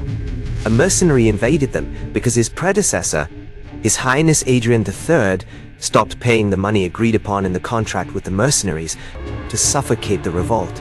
He sent his troops and started a war, but was defeated by the army under Dalios. Peace was eventually established, but they had to sacrifice the peninsula of Personia. Since then, the peninsula has functioned as a state of fact and is governed by mercenaries. Now, everyone in Personia Bay is resting silently, talking and drinking. Someone says with pleasure, "What a wonderful night." However, he chokes on his drink due to heavy blows from the street. This gives a sign that the enemy is invading. In panic, everyone tells each other to go quickly to their places. Everybody needs to get ready. They go out and look at the open sea, and are horrified by what they see. Numerous ships are sailing rapidly towards you, closing the narrowing in the width of the sea. At this hour, tyranny reigns in Personia. Poor villagers sit on the streets, almost unconscious, begging soldiers to spare their lives. But the soldier of Dalios pushes them rudely and abruptly away. A silently prepared meal is before him: cooked meat, bread, snacks. Dalios reads the appeal document and realizes they're asking him to reduce taxes. He says this country is full of poor people. He says even though he's freed Lemuria of control, they ended up spending all the money. He claims arrogantly that if they depended on him, they would do nothing. Throw the paper aside and start drinking again. It says that at least the wine is delicious and the food is better than Lemuria. He reports that they have detected movement of the Lemurian Empire. They're probably preparing for an invasion. He smiles and says he knows everything. When asked if he really wants to start attacking Lemuria, he answers that they have nothing to fear. He says their enemy is a 15-year-old boy who has never experienced wars. Besides, he is the son of His Highness Adrian III. You are certain that you have inherited it from your father and will pray to the gods or do something similar to win. He claims that, in the end, the apple does not fall far from the tree. Ask how they had the idea to make this first war memorable for him. Then the soldier comes in abruptly and shouts to the commander that they have bad news. Dalios immediately takes him by the head and throws him against the table in anger. He says threateningly that he distracted him by walking in like that. Now he won't be able to eat properly. The soldier trembles and is bleeding. He tells the commander he's sorry. But they received a letter stating that the army of the Empire has entered their territory. Everyone looks at each other with horror. Isekai is displeased. So he breaks the silence and asks what's going on. The soldiers tell the commander they decided to strike by surprise. He replies rudely, that he had already understood that. So, where did the invasion begin? They said it started from the bay. Thus, the Bay of Paesonia fell under attack by the army of the Lemurian Empire. Dalios starts shaking with rage. He sighs and says it's clear to him, calling Hercules a mouse. He realizes he knew that Paesonia had no ships. That they were preparing for an earth attack ended up going wrong. If they had at least one ship, they would have delayed their arrival until the landing of the troops. His subordinates tell him that then sometimes soldiers should be called immediately. He replies again rudely that he knows it. He says, if you are now in Paesonia Bay, you can only move forward to two places, or to the fortress where he is, or to the capital. He's now in the fortress, but they'll have to go a long way to get here. Dalios only reduces the physical strength of soldiers. And as you think more about strategy than Prince Adrian V's high hierarchy, you probably won't make so many stupid moves in a surprise attacker. If he wants to remain with advantage, he will certainly, according to Dalios' predictions, go to the capital. He smiles and says they still behave so naively. Thousands of infantry mercenaries trained in these conditions since childhood, and a total of 2,000 archers gathered here, besides being surrounded by a high wall. He is sure that it will not fall so easily. He says you have to count and counterattack in front of the wall, and when they slow down, it will all be over. In that case, not even great harm will be done. A soldier in panic calls the commander. The soldier says the capital wall fell. They invaded. He looks in shock at his subordinate. You ask horribly what he just said. Because your military training is perfect, Lemuria shouldn't have such a strong army. He replies that all of this coincided with the riot in the capital. He wonders if the riot really happened at that time. Dalios begins to think deeply about what could have gone wrong, and comes to the conclusion that there are really traitors among them. The people on the street are panicking. They're in a riot and attacking the soldiers. People are screaming to run away from this country. They won't let themselves be killed by taxes while enjoying delicious food for their money. They're screaming to stop this pathetic resistance. They can't allow the Imperial Army to continue crushing them successfully. They need to calm down. Someone yells at each other to shut up. They'd rather give these lands to Lemuria, so the soldiers should be leaving by now. Soldiers are screaming for people to calm down immediately. Suddenly, someone kills the head of the class by drilling him with the sword. This man turns out to be his own soldier. Soon after, other soldiers enter the action and lay their swords on the commander. As soon as he dies, the soldier alone commands that all the gates of the castle be opened, for the Imperial Army must enter. Hercules watches everything from afar and laughs. He's sure this panther said something like the apple doesn't fall far from the tree. He said with pride, well, how does the bull's whip feel pressing its tail? Christopher and Galfus Gallionis look and think that apparently he's very proud of himself. Carolina Gallionis tells Her Highness Hercules that this invasion took place quite quietly. How did he achieve this? Hercules proudly replies that everything is extremely simple.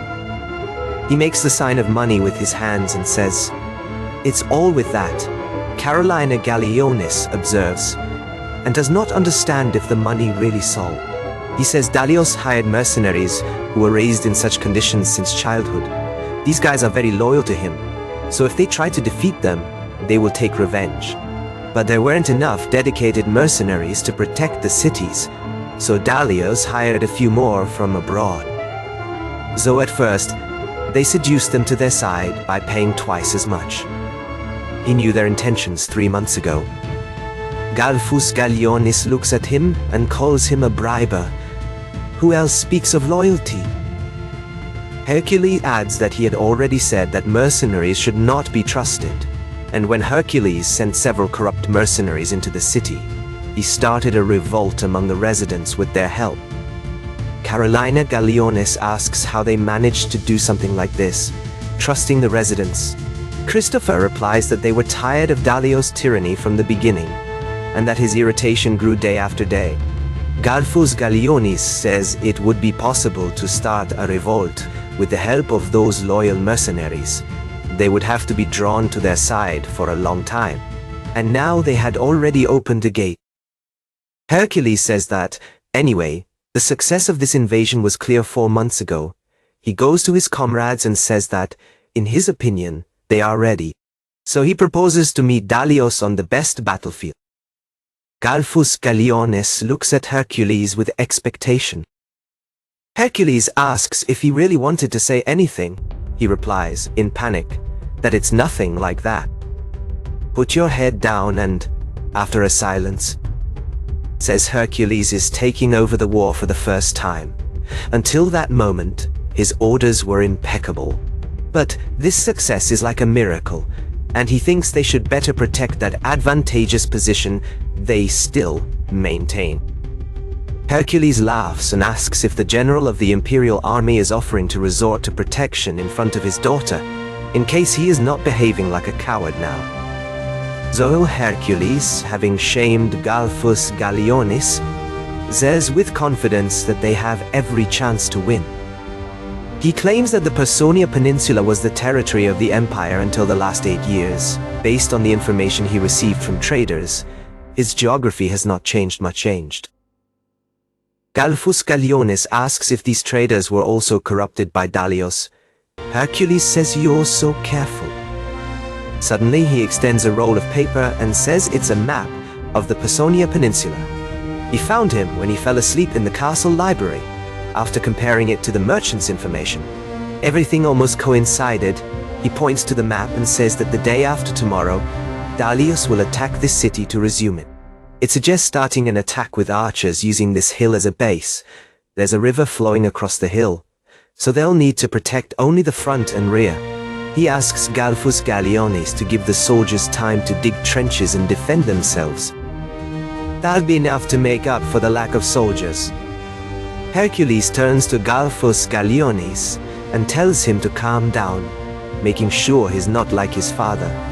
Galfus Galiones is surprised by this statement. Hercules says when he was 4, his father took him to the battlefield for the first time. Even then, he wore heavy armor. He says that after losing many battles, he learned many ways to escape and hurt his conflicts with his father.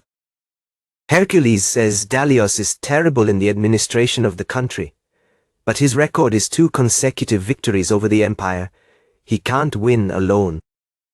Hercules tells Galfus Galiones that he will listen to your opinion and choose a strategy after discussing everything with him. He offers to witness this victory together. Galfus Galiones looks at Hercules for a long time, then kneels in front of him and bows his head. Says, to leave victory in this war to him, he will deliver it to His Highness Hercules. No matter the cost, Hercules says he's counting on him, calling Galfus Galiones Wildfire. He says he understood you. A little later, Hercules sits at the window, reflecting. The surprise attack on the bay and the capture of the capital. As Galfus Galiones said, everything is ticking like clockwork. Dalios has probably panicked these past few days. It will take 2 days for the soldiers to reach the city in the north, during which they will have to finish all preparations. Christopher is also busy defending the bay. The war will begin in 2 days. Your army, which has doubled in size, will be ahead. So she comes to him and asks, since he's awake, if you can help him. He answers, without emotion, that there is no need. Right now, frightened soldiers in Personia are preparing to defend themselves. Dalios is furious, repeating tirelessly. Hercules underestimated him and promises to kill him. Hercules thinks deeply about which step Dalios will.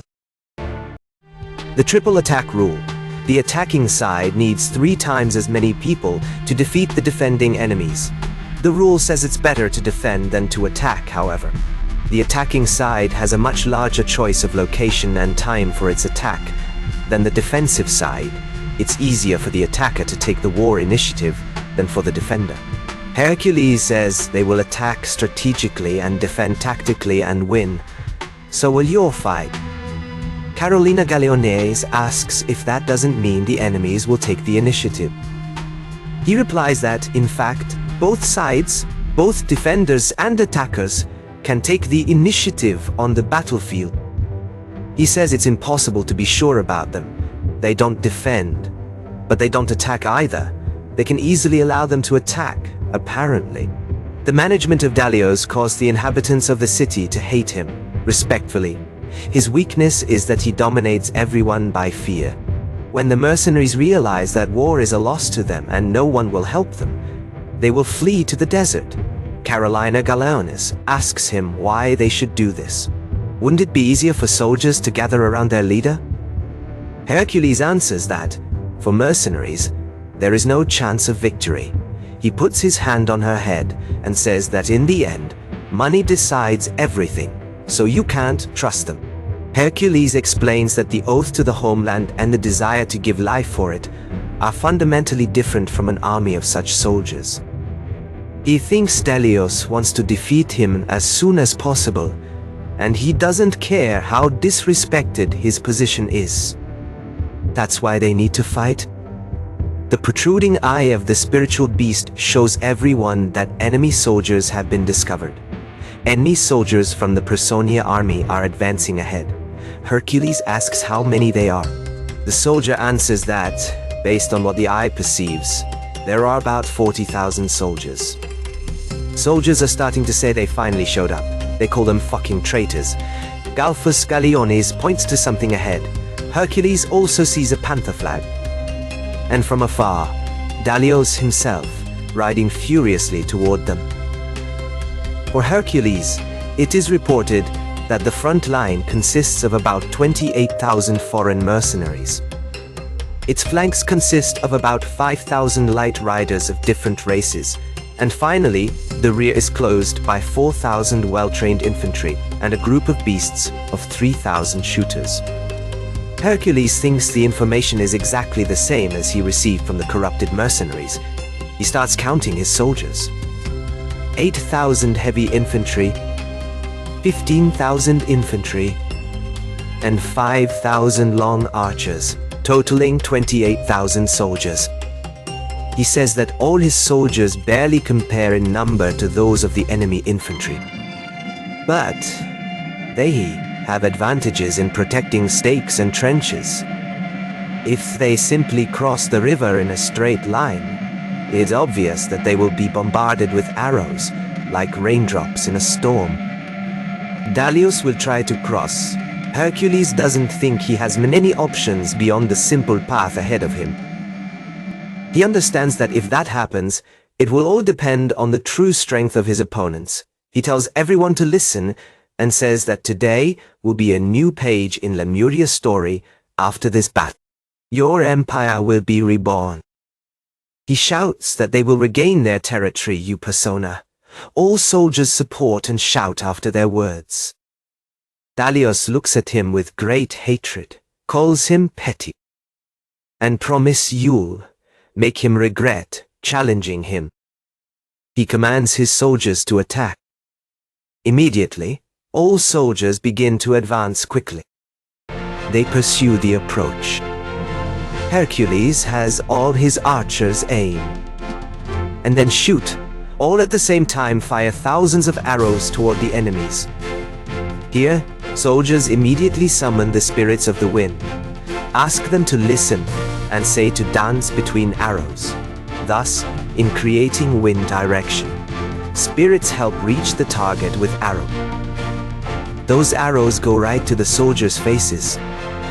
Dalios says, impressed that he used spirits to attack them from so far away. The elves are famous for their ability to shoot and can easily shoot 10 arrows in 1 minute. As far as Dalios can see, they have about 5,000 archers, which means 50. 0 arrows will fall on them every minute. He ponders aloud that, compared to his archers, their archers are worse at penetrating armor. But if 1,000 arrows are directed to the face or an exposed part of the body, he figures that's 500 in a minute. 1,000 in 2 minutes, 5,000 soldiers will die or be incapacitated in 10 minutes. Even without critical injuries. That's enough to break their morale. He sees his wounded soldiers walking back, saying they don't want to die, asking for help. Arrows fly straight towards them, sticking their eyes in, and soldiers die.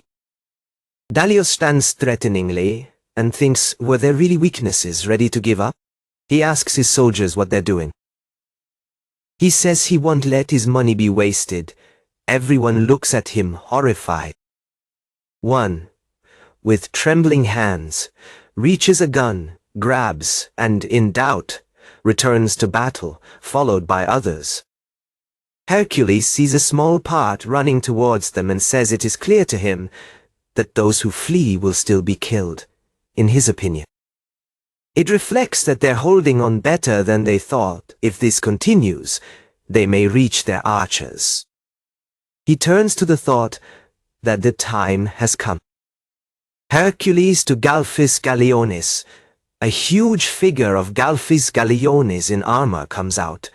He asks you if it's time to fight, and Hercules confirms that he does.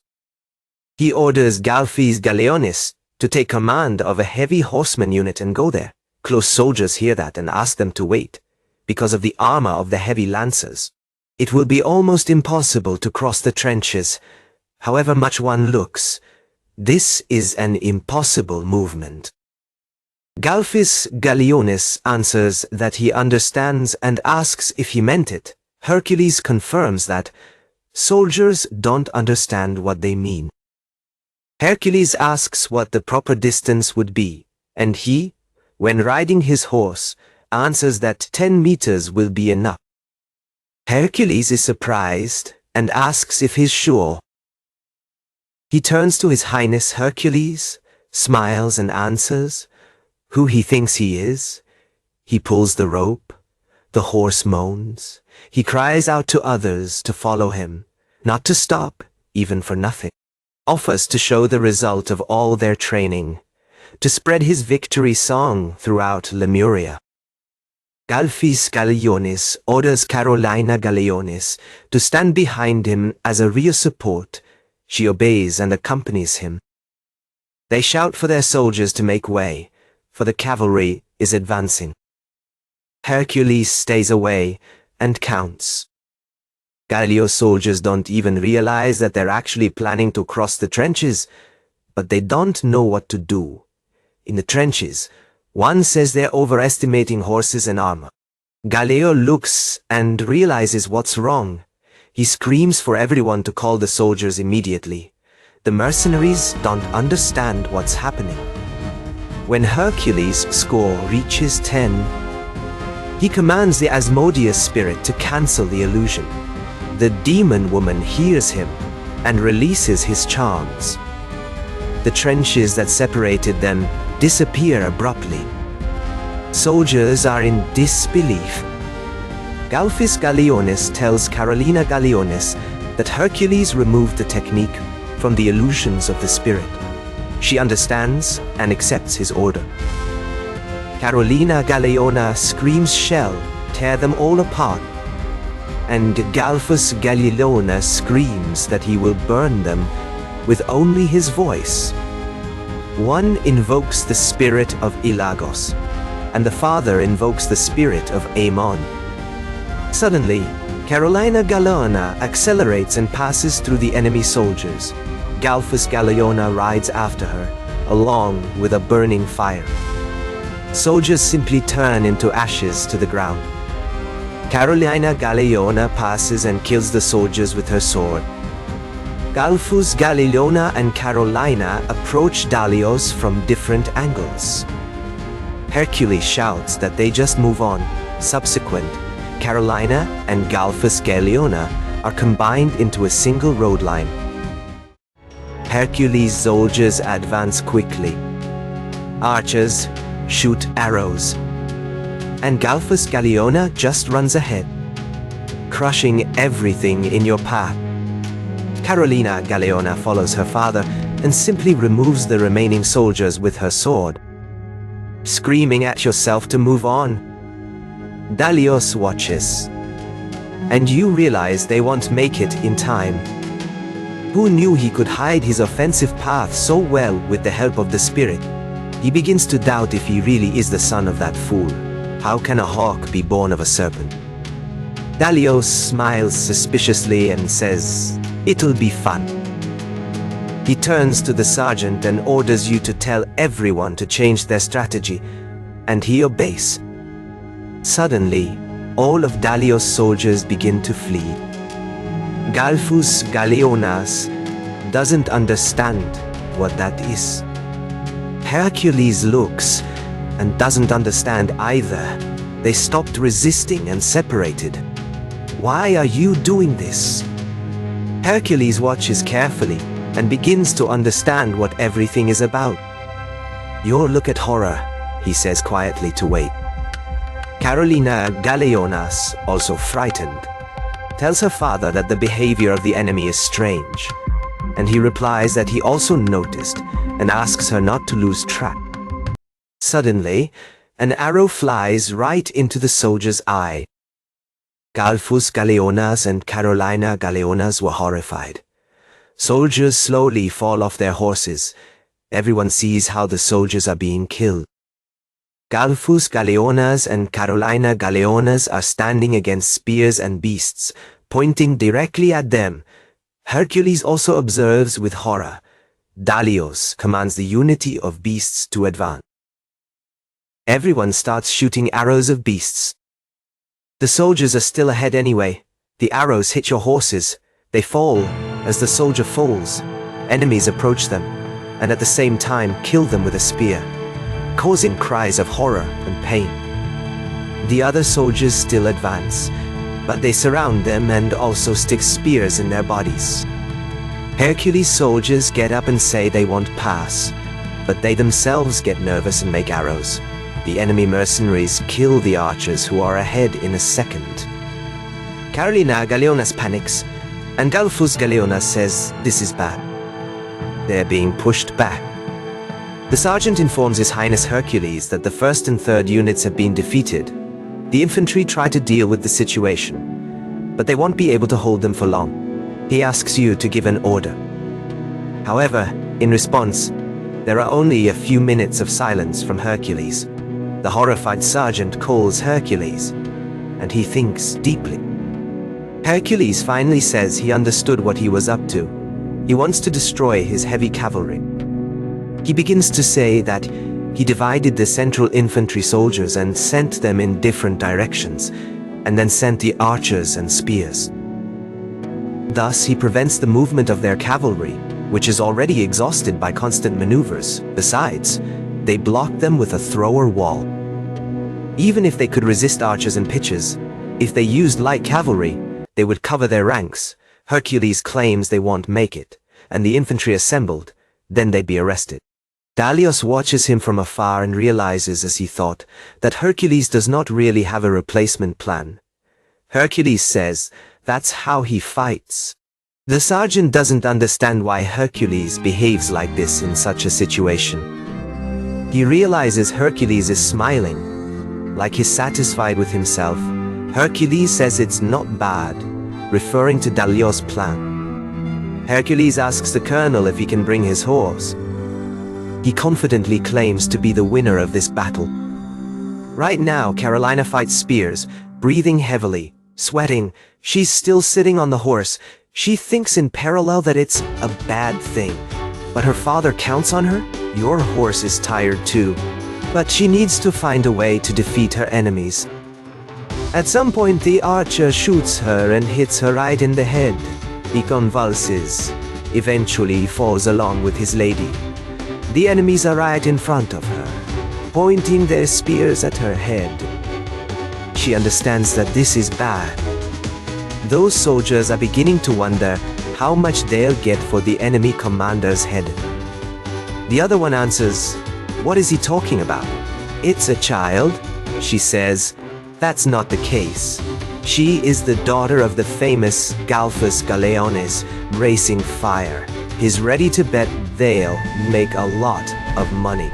Considering it's a famous night, another suggests putting the object for sale at auction. The other agrees and proposes to go to the commander with a smile. All of a sudden, Carolina Galeone stands up furiously and lashes a soldier's head. She screams that for such a futile discussion, she will not allow someone like them to spoil her plans. She attacks. And after her, Hercules advances running, screaming for his soldiers to follow him. Everyone listens to him. They're coming down the mountain. Dalios laughs and wonders if he really decided to go to death with his precious army. However, Lemuria has only about 10,000 soldiers, no more. Even if they have a few more, nothing will change. Nothing will change. However, he observes more closely, his expression freezes, and then he gets horrified. To see a field full of soldiers, Dalios doesn't understand what's happening. Soldiers get scared and scream that they didn't expect it to happen. They didn't sign up for it, not even for that kind of money. So everyone runs away. A huge horde of soldiers runs towards them. Dalios calls his soldiers fools, ordering them to return to their positions, because that is the spirit of illusion. No one hears it. Dalios screams that it cannot be that Lemuria has so many warriors. Your soldiers flee anyway. Dalios, angry, squeezes his teeth.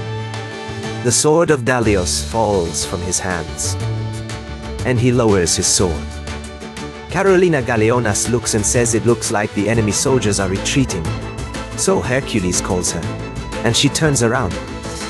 He reaches out and tells you to take it. She looks, then she turns red. She holds his hand, and he lifts her up and puts her in the stable next to him. She turns to him and apologizes, but he interrupts her and says, okay, she's fighting well for her first battle. She raises her head and says if she can ask anything. Hercules listens carefully. She asks why he hid. Lemuria had so many warriors. She thinks the end of the battle would have been different if they had fought with full force from the beginning. Hercules smiles and says that maybe these are the mercenaries he bribed. Carolina Galeonas looks at them and sees how warriors simply disappear. The entire crowd of warriors evaporate instantly into the air. Carolina Galeonas realizes how few really exist and understands it was an illusion.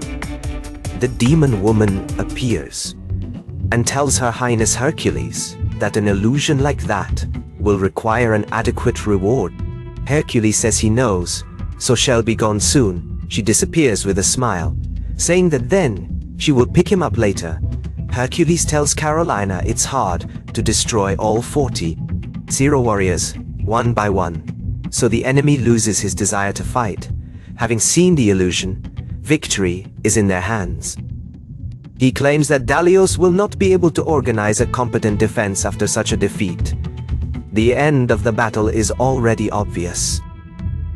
Hercules shouts to Galfas Galeonas that it is time to retreat. He says to get him back to base. Galfas Galeonas says he trusts Carolina and his soldiers. He turns to him and says, "Hell, stay a little longer. Your look shows anger and bloodlust." Hercules walks away with Carolina and says he understands it. He asks him to make sure there are no stalkers and that he doesn't overdo it. Galfas Galeonas replies that he understood it as it began to burn with flames.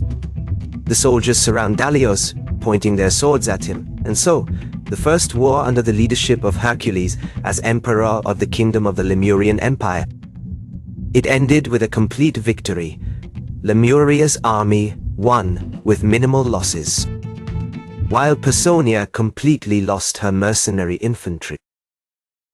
After the war's over, there's a break. A lot of people are tired. Weapons are collected. Barracks are raised. The wounded are treated. The soldiers are eating hot food.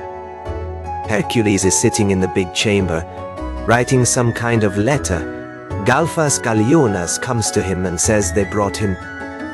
Dalios enters the tent with his head held high. Behind him is Carolina Galeonas. Front is Galfas Galeonas. Hercules says he thought Dalios would resist a little more, but he's quite calm. Dalios says that after such a devastating defeat, the remaining soldiers will not follow him. Unfortunately, neither blood affinity nor authority connects them to him.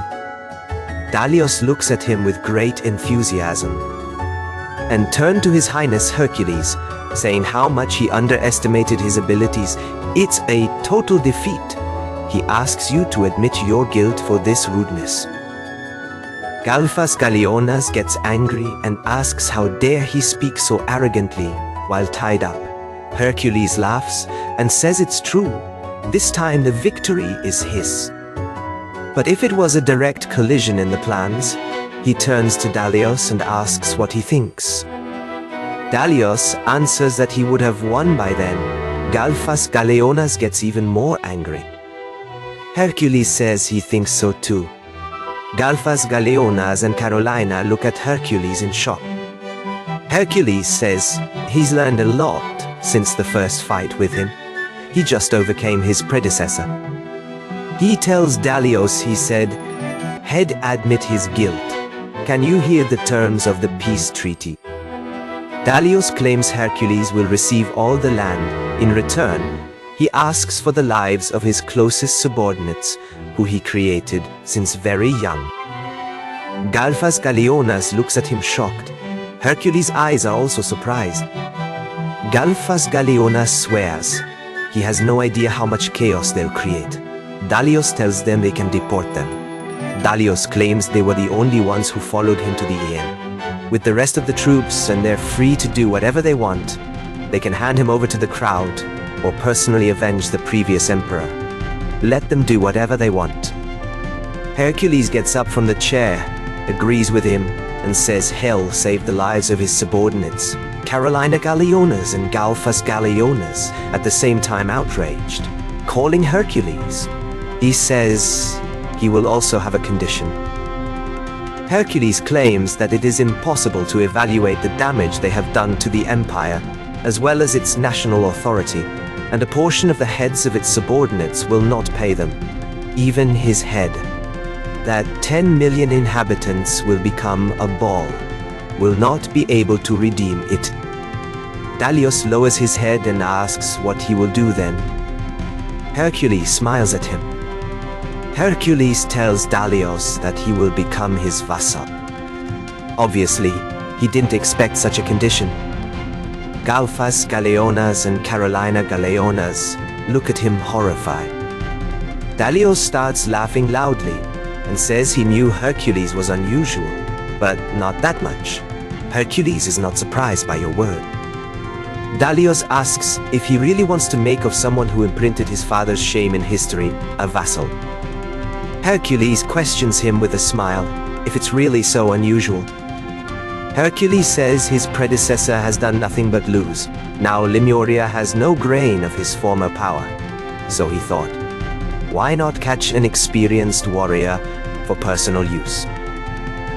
In addition, the problem is that Galfas Galeonas is currently the only experienced commander to whom he can entrust a deployment of 10,000 people. Hercules says his army is losing to mercenaries in skill, so I'd like to learn some skills. Besides, he'll pay the reward his predecessor kept in his pocket. Dalios walks away and tells His Highness Hercules that he shouldn't have fun with it. He's a mercenary. He can shoot an arrow in his back. Hercules says it's absolutely serious. Dalios asks what will happen if he refuses. Hercules initially looks at him surprised, and then he starts laughing loudly, scaring Galfas Galeonas and Caroline. Hercules tells Dalios that he just offered him a great place in the sun, but he's so disgusted with the idea of being his vassal. He laughs, turns to Dalios and says he told him to shoot an arrow in the back. The Emperor's blood magic is activated abruptly on him.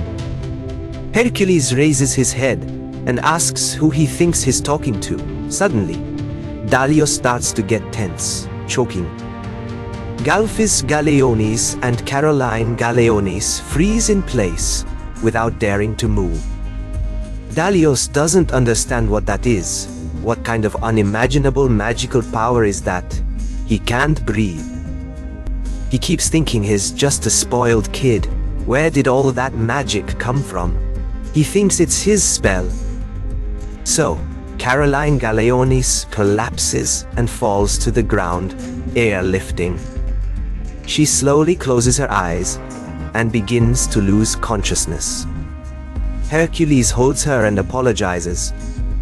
Galfis Galeonis can barely hold the table and also breathes with difficulty. Dalios abruptly retreats and tries to catch his breath with his head down, his face full of fear and horror. Hercules turns to Dalios and says he will not expel his subordinates from the country. He will find a suitable land somewhere and establish everyone there. His goods have fallen into ruins, so he will lead a life to work the earth. Hercules smiles, looks at Dalios and asks if he understands what all this means. Dalios begins to realize that by the time he decided to attack him, he already had a necklace around his neck. Hercules puts his hands on his shoulders and says it is so. From today, he expects his cooperation. Dalios looks at Hercules with horror, but with a certain excitement.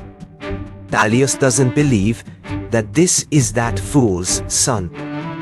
In the great castle, they begin to say that Personia was regained. It's true Dalios lost.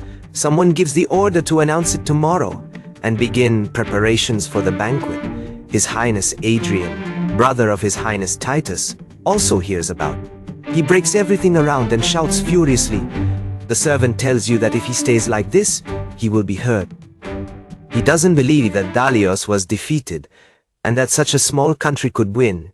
He gets angry and says he's much more prepared for the role of emperor.